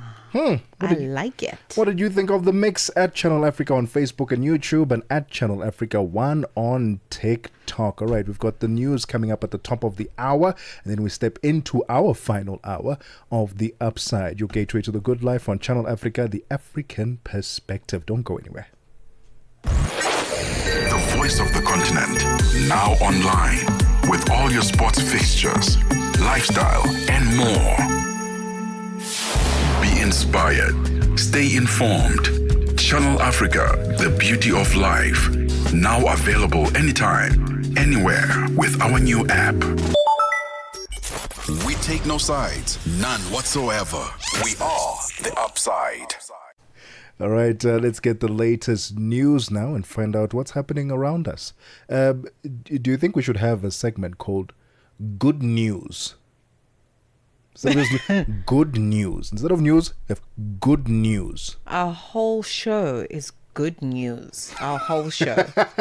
I know our whole show is good news. So that news. will be good news on top of good news. Yeah, we must have, I don't know, at the top of the hour, or I don't know, maybe at quarter past or something, have good news. But let's find out. Maybe Onelin Sinsi has some good news for us. She's standing by. SABC News. The African perspective. Thank you, Tebogo. Looking at your top stories. Acute malnutrition has reached famine levels in 2 more areas in north of Sudan. An unconfirmed number of people killed at a Shia mosque in the Pakistan capital of Islamabad. Your latest news. Greetings to our listeners. Acute malnutrition has reached famine levels in 2 more areas of North Darfur in Sudan. This is amid a civil war that has displaced millions and triggered waves of ethnically charged violence. The UN-backed Integrated Food Security Phase classification found that famine thresholds for acute malnutrition have surpassed in Abaru, where the rate of acutely malnutrition children aged between 5 and 20 was nearly double the famine threshold. Chris Nyamandi is the country director for Save the Children in South Sudan. The locations that we are talking to are places where the entire health system is provided by international and national non-governmental organizations. These are places where people have been running away from conflict for a long time. There's been flooding, so health facilities have been attacked, have been bombed, burnt down. So really difficult situation for children and mothers who are trying to fend for their children. So we are really proud by the situation, and right now our focus is on trying to stabilize this situation and giving assistance to our staff who have also been displaced because of the ongoing fighting. Southern African countries are said to have committed serious human rights violations throughout 2025, creating vicious cycles of abuse and impunity. This is according to Human Rights Watch's World Report 2026. The report says security forces in Angola, Eswatini, Mozambique and Zimbabwe used excessive and at times lethal force and arbitrarily arrested and detained protesters.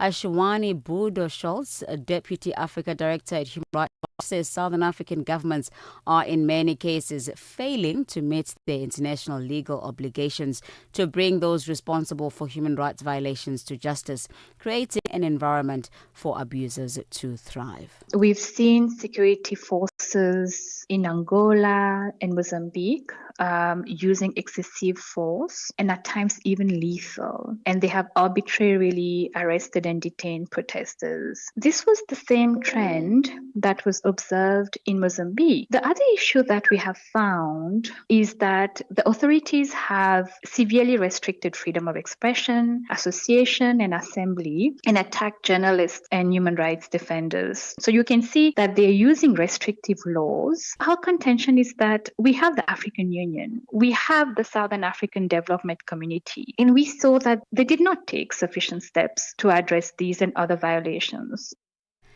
The South African Early Childhood Development Teachers United has filed a class action lawsuit to litigate a number of government departments in what it terms humiliation and violation of employment rights for grade R educators and those who have already retired from the sector. This followed a series of unsuccessful talks with the Departments of Basic Education, Social Development and the Presidency. The organization says most of its 12,000 members countrywide have been forced to go on retirement without receiving their pensions, UIF payouts or medical aid covers. The majority of them have been absorbed by the Basic Education Department after working under the Department of Social Development for many years. The group's legal representative, Dr. Bafana Langa, believes the class action lawsuit will help rectify the long-standing disputes and critical issues that concern their members. We are filing a lawsuit in making sure that we put the government to accountability of a negligence of since 1996, even before. But we're looking at the class grade R, which we believe that it was unfairly due to the labor practices meaning treated. They were also not absorbed, constantly being told that they are not part of the system and being excluded from pension fund payouts. When they are sent off from schools, they are only been given a letter to go to SASSA for social grounds as if they are becoming a charity case. Iran and the United States have begun renewed diplomatic engagements aimed at easing tension between the two countries. The first round of talks has already taken place, with Oman acting as mediators, which Khalid explains. It's taken days of difficult and delicate diplomacy to get this to happen at all. There was wrangling over the venue and format of the talks, let alone the substance. They're the first between the US and Iran since last June, before American fighter jets joined Israel in bombing the country's nuclear facilities. And they come after Donald Trump ordered a significant military build-up in the Middle East, following Iran's crackdown on protests last month, when thousands of people were killed. The stakes are high not just for Iran, but the whole region, with several Middle Eastern countries involved in trying to calm tensions and avoid a new war. We do apologize for playing the wrong sound there again. Lastly, Iran and the United States have begun renewed diplomatic engagements aimed at easing tension between the two countries. Rather, an unconfirmed number of people have been killed in an explosion at a Shia mosque in the Pakistani capital Islamabad. A device was detonated during prayers, reportedly by a suicide bomber. Police say at least 24 people have died in the blast and at least 100 others have been injured. The BBC's Kerry Davis. The explosion happened during Friday prayers when the mosque would have been packed with worshippers. The area has now been sealed off by police. Videos from the scene show ambulance after ambulance arriving. The injured have been taken to Islamabad's two major hospitals, Polyclinic and PIMS. Both have declared a state of emergency. The death toll has risen quickly as police continue their operation. Channel African News, I'm Onele Ntsinzi. SABC News. The African Perspective. We are on Open Views Audio Bouquet. Channel 628. Time to stay informed, inspired, and connected to the ideas driving Africa forward. The Upside on Channel Africa, the African Perspective.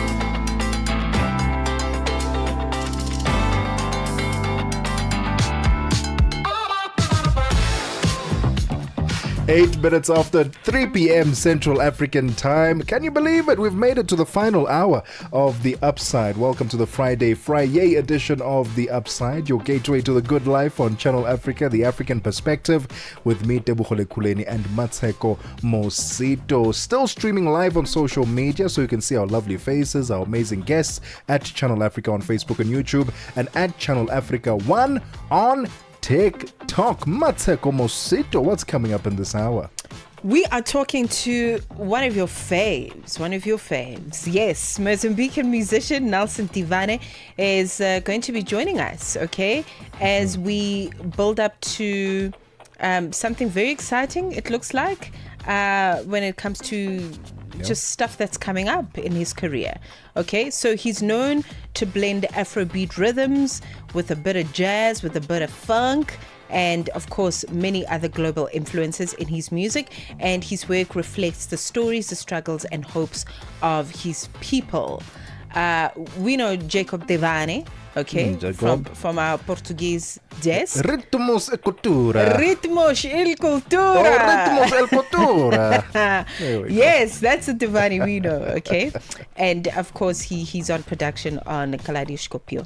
But we are speaking to a Nelson Tivane.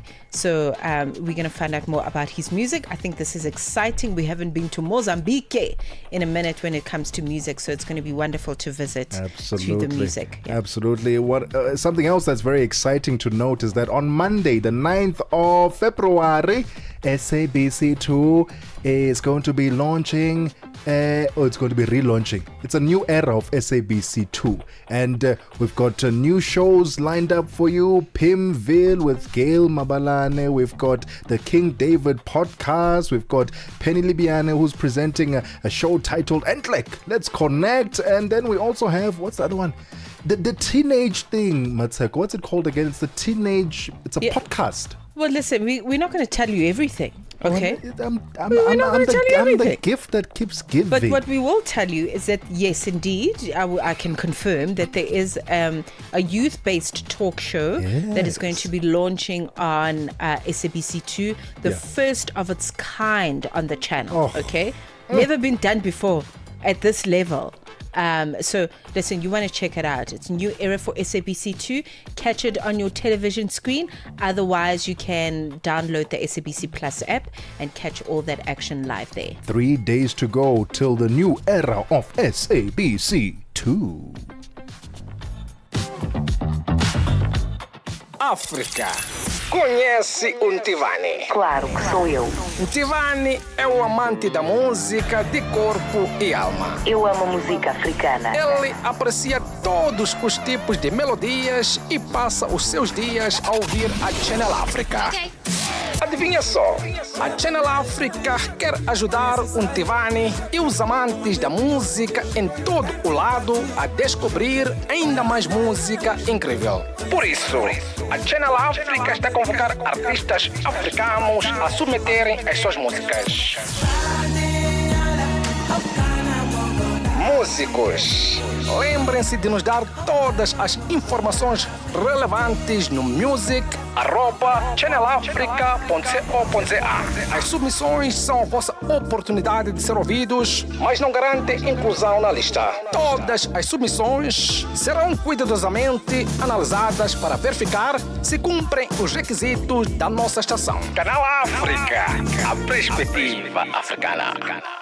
Africa at Play with Neto and ETO Chemane. Lelita, talk to us about your relationship with your father, Coach Pitso. What is this one thing that he said to you that is still stuck at the top of your head? Coach Pitso and our mom, Moira Tlhagale, have always told us that whatever we do in life, we must do it to the best of our abilities, and, represent our family well. But the big thing is do what you love and do it with all the passion that you have. And I think we see it in both their work. I mean, my mom mom has done a really good job with placing Coach Pitso in different clubs around the world, and she's negotiated contracts, and she's showing that as a woman you can also do work that is seen, and you can also get respect from men in a male-dominated space. And I think my dad has also shown that you must never underestimate the Black African man. Lelintle Mosimane, a South African communications and digital media professional. Lelintle is also a daughter to a great mentor when it comes to the game of football, Coach Jingles Mosimane. Live every Saturday and Sunday from 2 to 5 p.m. No matter where you are, Channel Africa is always with you.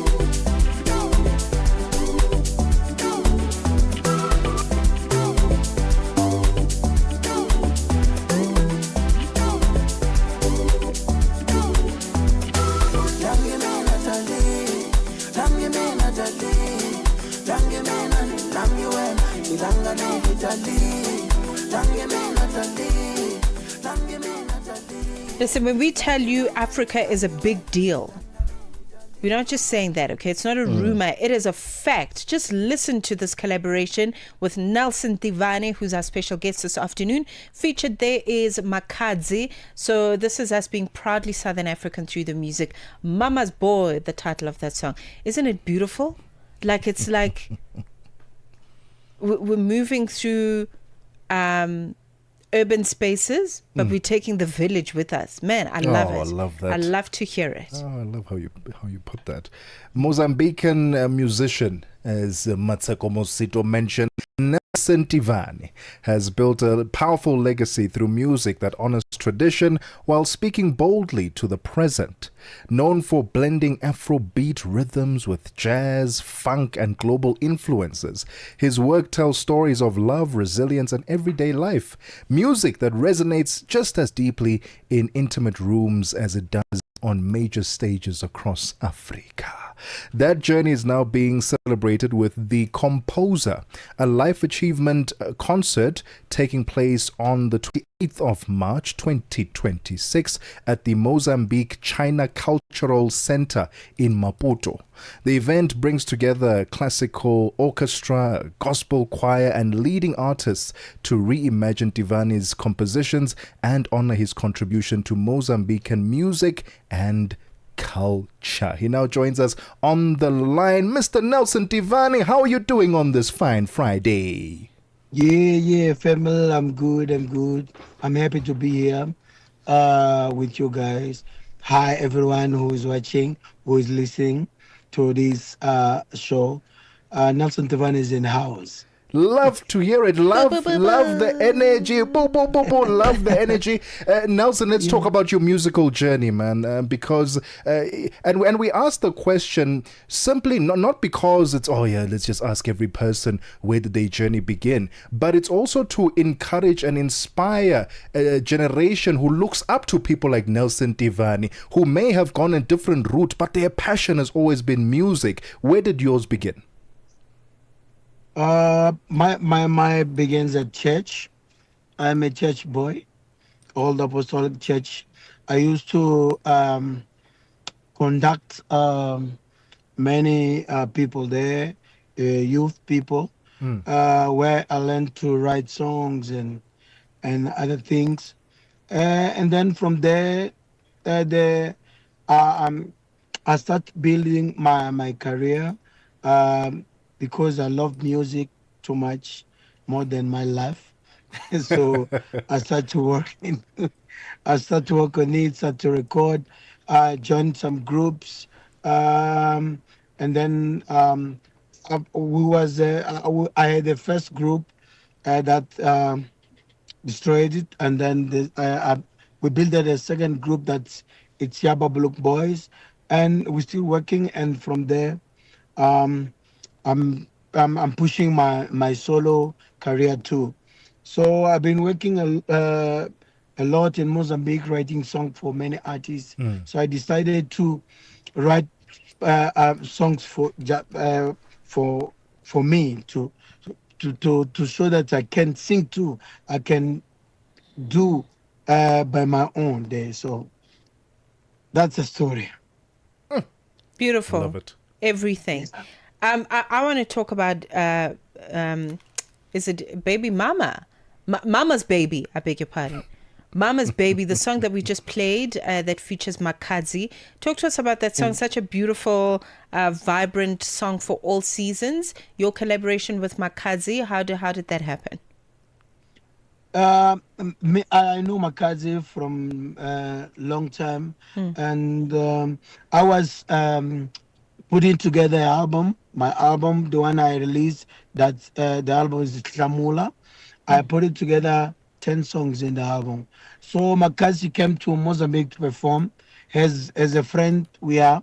So she called me, she asked me to go to studio, and then I showed her the project. I told her, my sister, I have this project. I'm about to release an album. We did a listen session. So in the listen session, she loved the song Mama's Baby. Yeah. She said, so we decided to collaborate on this song. The result is what you guys can hear, the vibe, the energy. She bring a very big energy, that African energy, traditional, and the song is what it is. Oh man, we love African collaborations. We are currently in conversation with Mozambican musical sensation Nelson Tivani. It's 22 minutes after 3 p.m. Central African Time. We'll continue our conversation with him right after this. Parlez-vous couramment le français? Êtes-vous passionné par la radio? Et êtes-vous qualifié pour travailler en Afrique du Sud? Envoyez-nous votre CV et vos 3 minutes démo en MP3 à @channelafrica.co.za pour avoir une chance de rejoindre la famille Channel Africa. Si vous n'avez pas de réponse après 14 jours, cela signifie que vous n'avez pas été retenu. Channel Africa, la perspective africaine. We take no sides, none whatsoever. We are the Upside. Still in conversation with Mozambican musician Nelson Tivan. He's got a performance lined up or coming up on the 28th of March 2026 at the Mozambique China Cultural Center in Maputo. It's called The Composer. Nelson, what inspired this performance and what can we expect on the 28th of March? Well, this is my dream. I'm about to realize one of my biggest dream, do my own show with orchestra, a symphony.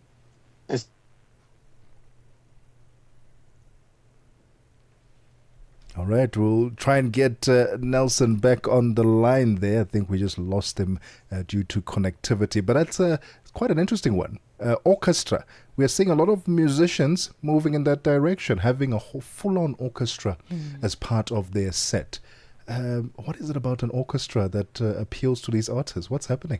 I wonder. We're going to find out from Nelson what his approach to ensemble work is, especially at that level, incorporating instrumentation. A lot of primitive instruments are found in orchestral work. So it will be very interesting to find out, how he views composition with those particular artists. Is he back online? Not. Let's take a break. The whole population of Africa has been shocked to the depth of its soul. For 60 years, Channel Africa has been the voice that connects the continent, telling our stories and sharing our vision with the world. This year, we mark 6 decades of broadcast excellence. 60 years of stories, sound, and connection. 6 years of African conversations that matter. This is 60 years of broadcast excellence. Rooted in Africa's heartbeat and looking boldly into the future. Join Channel Africa as we celebrate 60 years of broadcasting. Still strong, still vibrant, and still giving you the African perspective. Channel Africa. Tebogo and Mmatsheko from the Upside.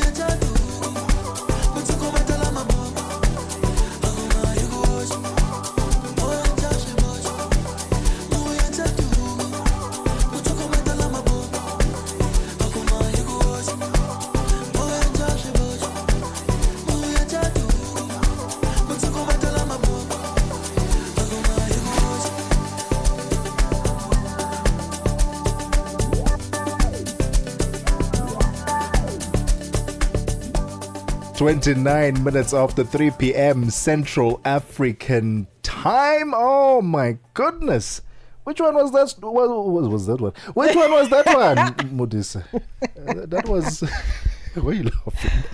Which one is this one? Which one was that one? That was Nelson Tivani.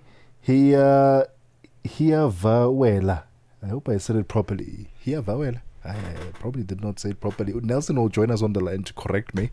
We did lose him in connection not so long ago, but we'll continue our conversation with him after we get our business news. But for now, it's 30 minutes after 3 p.m. Central African Time. The men's ICC T20 World Cup is kicking off tomorrow, and I am looking forward to seeing my team, my favorite team, South Africa, hopefully lifting that trophy. Musibudi Makura is standing by to give us the latest in sports. Sports on Channel Africa. The African perspective.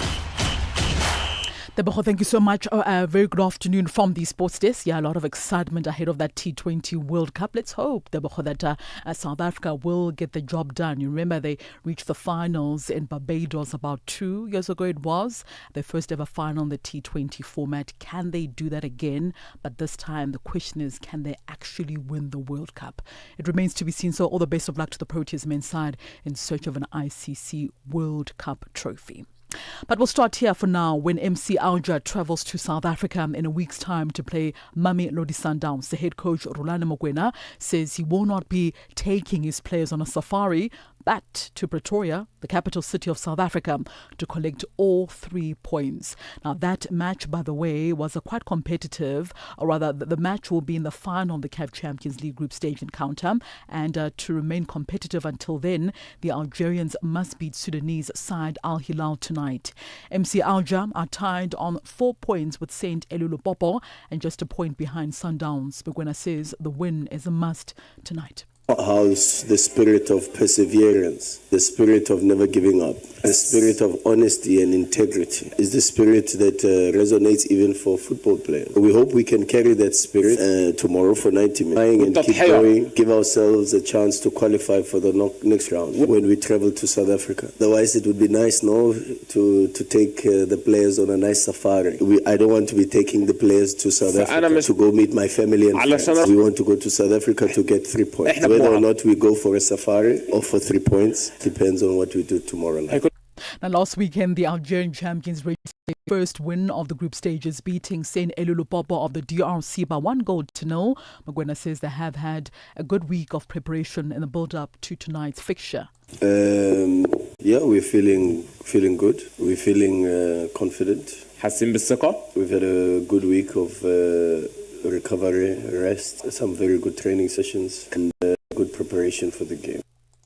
On to this now. After successful 5th season, the Basketball Africa League returns next month, and the 6th season will tip off at the Sunbet Arena in South Africa's city, Pretoria, on the 27th of March. Now, Basketball Africa League Africa president, that is Amadou Galafo, says it was no brainer that they would return to South Africa this year following successful tournaments held in the country over the past few years. The BAL 6th season will culminate with the finals at the BK Arena in Kigali, Rwanda, playing on the 31st of May. Fo says South Africa have proven that they're quite serious about growing the market for the BAL. Returning to South Africa and Morocco and Rwanda also speaks to the growing sporting cultures in these countries. We want to deepen our presence and engagement. For the 3rd year in a row, we'll be playing in South Africa, where we've enjoyed tremendous fan interest and also a beautiful arena,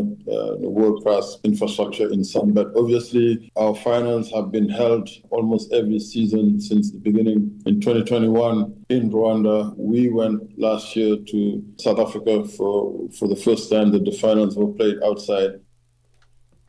Onto this now, Emma Raducanu stormed into the semi-finals of the Transylvania Open with a commanding victory over Poland's Maja Czerwalinska.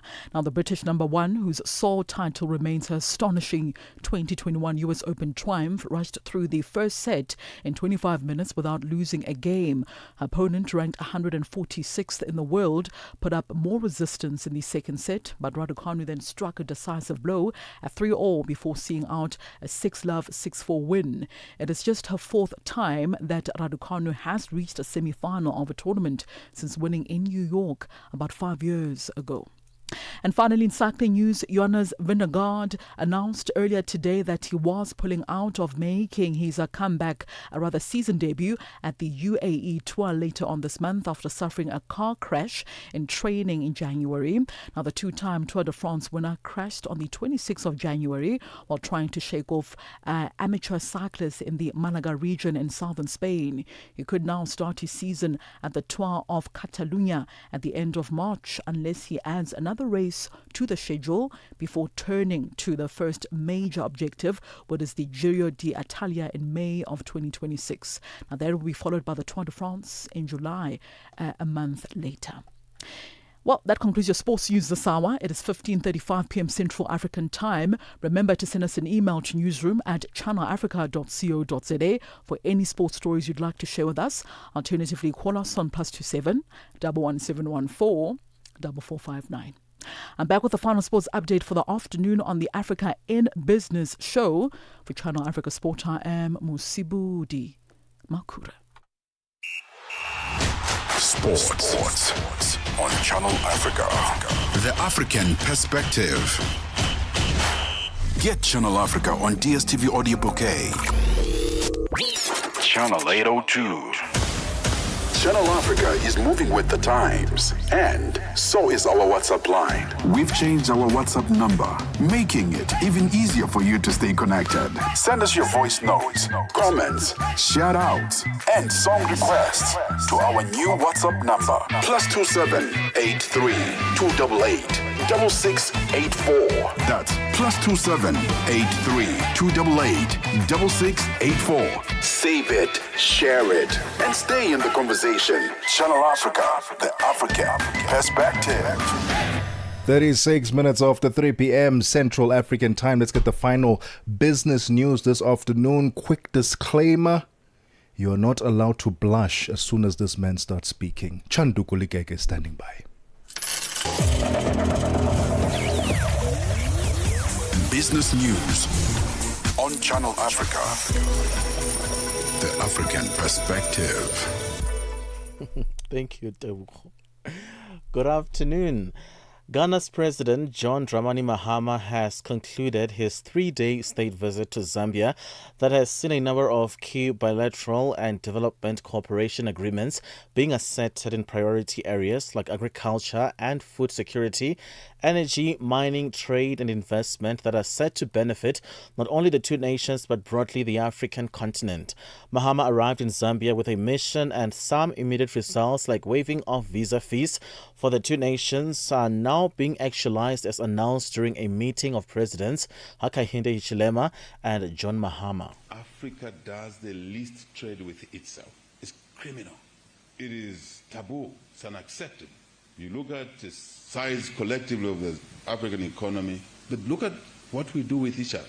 Very, very little. The agreements we signed today, especially the decision to allow visa-free travel between our two countries, are more than diplomatic instruments. They are statements of trust. Secretary of the Ministry of Finance in Zimbabwe, George Kuvamatanga, says the country has agreed a staff-monitored program with an International Monetary Fund. Kuvamatanga says Zimbabwean authorities are aiming for a 10-month staff-monitored program starting next month. A staff-monitored program is an informal agreement between a country and IMF staff to monitor the implementation of economic programs when a country is not ready for a full financing program, often due to weak institutions, domestic instability, or uncertain financing. They help authorities build a track record of sound policy implementation and can open the door to an IMF financial managed arrangement, help restart one that has gone off track, or enable repeat access to emergency assistance.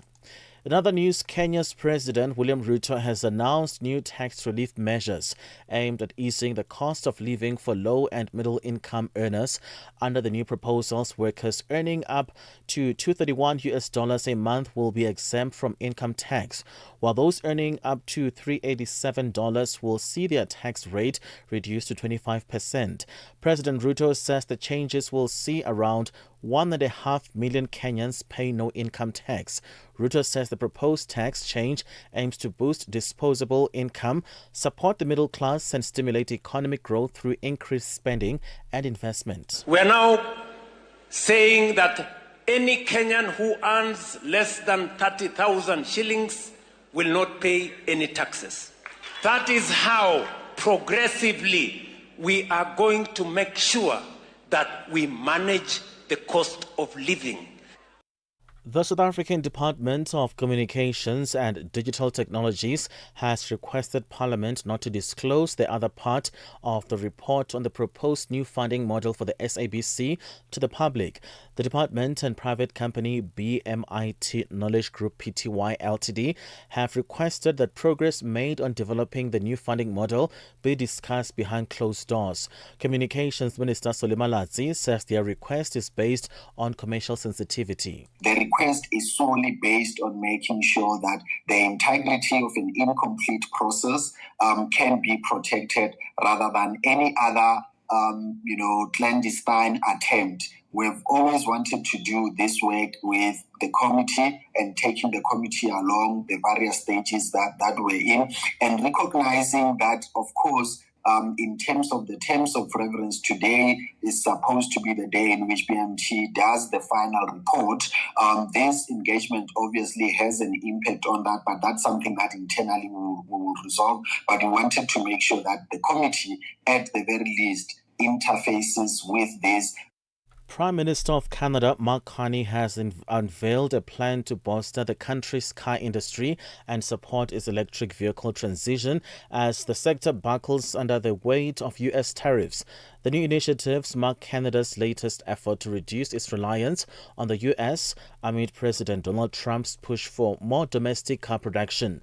Carney's strategy includes financial incentives for car makers to invest in Canada and the reintroduction of rebates for EVs. Trump last year imposed a 25% tariff on Canadian cars and car parts.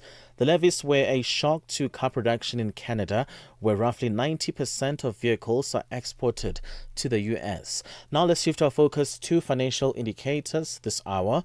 $1 in Nigeria is trading at 1,000 Naira 367, Botswana 13 Pula 07, Kenya 128 shilling 22, Zambia 18 Kwacha 97. BRICS countries, $1 in Brazil is at 5 Real 24, Russia 76 rubles 46, India 90 rupee 32, China 6 yuan 93, South Africa 16 rand 16 cents. $1 is trading at 73 pence to the British pound, 84 to the euro.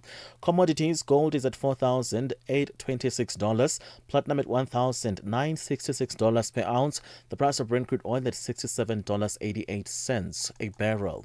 That is all for now. For any business stories you'd like to share with us, please send us an email to newsroom@channelafrica.co.za, or you can call us on +27 11714 4459. For Channel Africa Business, I am Chanduko Ligege.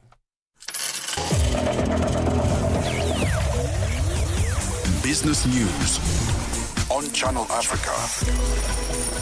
The African perspective.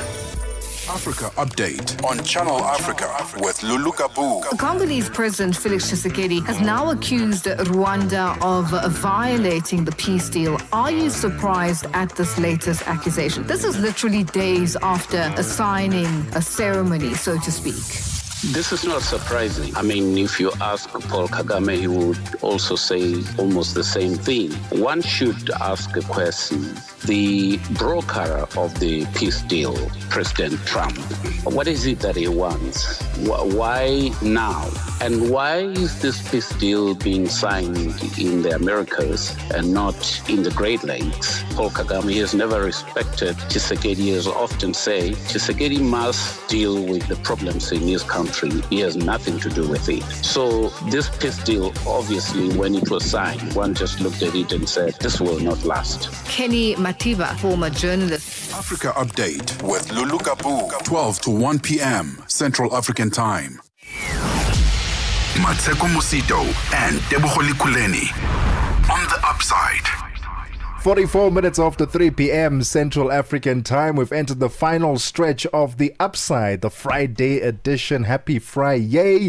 Thank you so much for tuning into the Upside, your gateway to the good life on Channel Africa, the African perspective. Still streaming on social media at Channel Africa on Facebook and YouTube, and at Channel Africa 1 on TikTok. Let's continue our conversation with Mozambican music sensation, Mr. Nelson Tivani. He's got a performance lined up on the 28th of March at the Mozambique China Cultural Center in Maputo. It's titled The Composer. Nelson, welcome back on the line. You were telling us about this production that we're expecting to see on the 28th of March. Just give us a recap on what inspired it and what can we look forward to. Good afternoon, everybody, again. This it will be a big venue for Mozambique. It will be a big moment. It's a celebration of Mozambican music, and we are organizing big thing like I have orchestra, symphonic to play for musician. I change all the music to be played by orchestra. So all the artists, all the biggest artists in Mozambique that I wrote song for them because I'm a songwriter. So I wrote song for many artists. So they will come to celebrate Nelson Tivana on that day. They will play the songs that I wrote, the biggest songs in Mozambique. Those songs I wrote it for them. So, and then I will perform my album. We will have international guests that are surprised for still surprise, but it will be a big moment for me, for my life, for my journey in music, and it will be a big moment for Mozambique too. I think this is a big moment for you, Nelson. And I want to note that the composer, the name of the concert, the composer, has been described as a lifetime achievement event. And that says a lot about your contribution in the space. But I want to find out now, because now that you're on Channel Africa, this is now everybody's business, right? And music, and especially a concert of this nature, opens doors or offers opportunities for us to travel to Mozambique to come and see it. So, what are your thoughts on that? On inviting, other Africans, Ghanaians, South Africans, people from Malawi, Zambia to come through, Kenya to come in and watch this concert, because this is a celebration for all Africans. Wouldn't you agree? Yeah. That's why I will have other African artists there. One of them is Crayon from Mavi Record from Nigeria. Nice. I will have Nelson Freitas from Cabo Verde. That was surprise, but you forced me to. Surprises out the bag. I'm praying for Makati to get well, to be better till there. So she will be there too. So that she will be there too. Okay, I'm still chatting with Harmonize to see if he can come, because I wrote song for him. Nice. So I'm waiting for other African artists to come there, because they will come to support the project. They will come to support the composer and come to support Nelson Tivani. You see. Nelson, you've been at this, you've been doing music for a long time now, decades, writing songs for other people, writing songs for yourself, performing your own music. When you look at the current landscape of musicians in Mozambique right now, who are the current rising stars that we need to look out for that will one day also be, put in legendary status like Nelson Tivani? The new stars, those stars that are coming up. Is that the question? Yes. Who are the upcoming stars right now in Mozambique?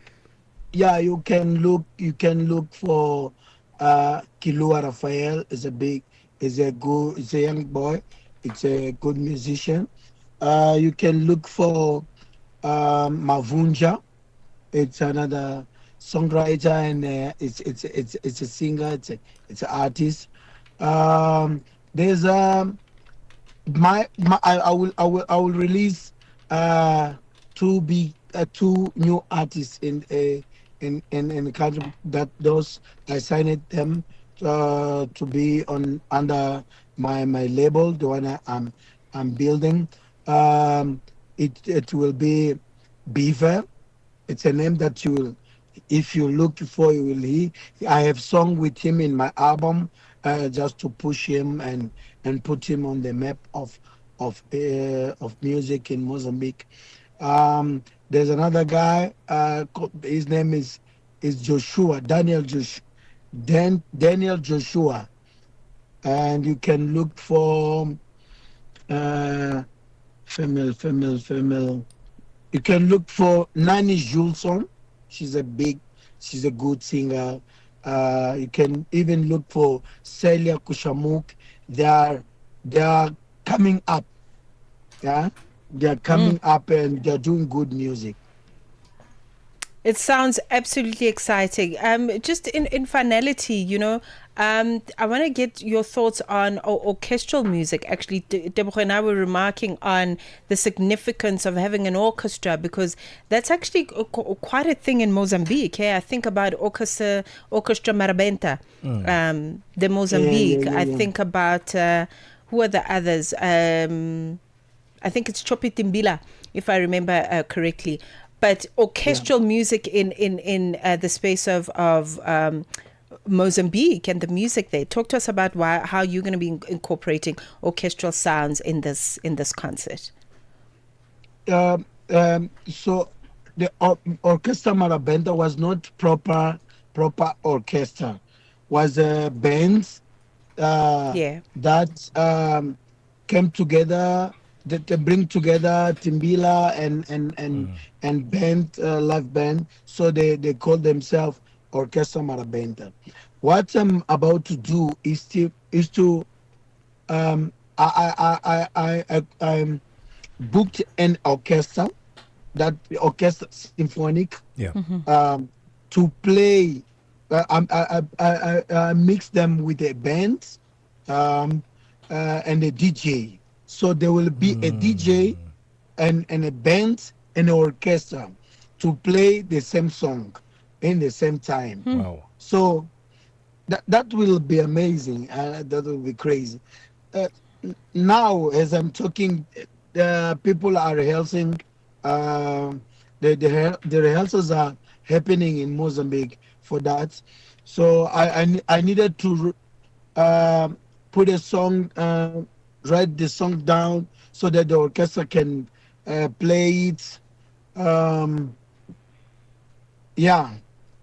It's a different thing with Orchestra Marabenta on Timbila. You see, I will have Timbila because it's our original sound. I will have Mbira.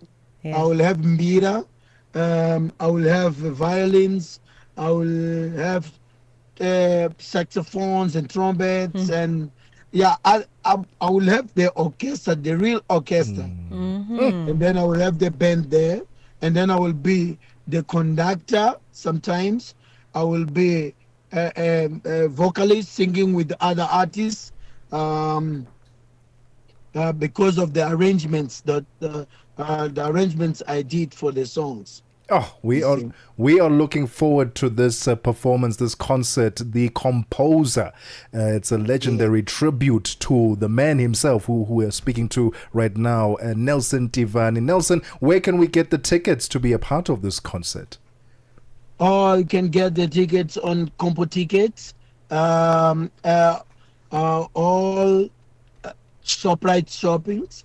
You can get the tickets on Tabatel online. You can get it online via M-Pesa. You can buy it everywhere in Mozambique. We started to sell 2 days ago, so the tickets are available everywhere. Soon you will buy, the people can get the ticket via M-Pesa via Vodacom. Vodacom. Nelson, all the best with the upcoming celebration. We're looking forward to it, and congratulations, because being able to bring so many African artists to celebrate with you, because you've worked with them, and them just acknowledging what a legend you are in the industry in Mozambique, in Africa, is testament to your incredible work. Congratulations and all the best for this performance, The Composer. Thank you so much, and God bless you guys. Thank you for having me on this live show. God bless everyone. God bless Africa. The voice of Nelson Tivani, Mozambican musical legend. He'll be part of a concert that is actually, it's a tribute to him. Right? It's a tribute to him. That. Celebrating all the incredible work that he's done over the years, working with all the amazing African artists from Southern Africa to Central Africa to throughout Africa. And he'll be performing on the 28th of March. So get your tickets. It will be at the Mozambique China Cultural Center in Maputo. How exciting. Man, we need to catch a plane, a taxi, a bus, whatever we need to get there, okay? So we can check out Nelson. But I also wanted to remark how legendary is the name Nelson. Nelson Mandela, the late great, Nelson Makamo, Nelson Tivani. You went there. Listen, I can go on and on. Conversations are happening, and Channel Africa is at the heart of them. We tell the African story with clarity, pride, and purpose, reaching audiences that matter to your brand. Partner with us and connect your business with listeners across borders in multiple languages and markets. For partnership opportunities, sponsorship, or sales, email us at partnership@channelafrica.co.za. Channel Africa, the African perspective. We take no sides, none whatsoever. We are the upside. 3 minutes to go before 4 p.m. Central African Time. That time of the day where we say good afternoon and welcome to Tami Ngubeni. How are you doing? A very good afternoon to you. I see we got the memo of black and white today. Absolutely. I don't know why, because it's hot outside. We shouldn't be wearing black. It really is. It's scorching. It really is. But summer is here. We shall not complain, because when it rains a lot and when it's too cold, we complain nonetheless. Absolutely. So on Africa in Business this afternoon, as we do every single Friday, we have a conversation with Victor Khomoswana highlighting some of the leading business stories on the African continent. We'll focus on Malawi, as well as the former president of the African Development Bank. We actually had a conversation with him yesterday, Dr. Akinwumi Adesina, and we'll be talking today around the investment platform that he has established post his presidency at the African Development Bank, and it's all around driving capital to the African continent. So we'll be also looking at Angolan police, and they seized 469 diamond stones of various carats. So we'll get the story around that a bit later on today, as well as the latest commitments coming out of the United Arab Emirates. They've committed $500 million in aid to Sudan. And this, we know, this is amongst the ongoing war. So that's just part of what we've got in store for you. It's a jam-packed Friday. As always, Africa in Business coming up next with Tami Ngubeni. From us, the Upsiders, happy weekend. Thank you so much for staying tuned to Channel Africa, the African perspective. We'll do this again on Monday, same time, same place. Bye-bye.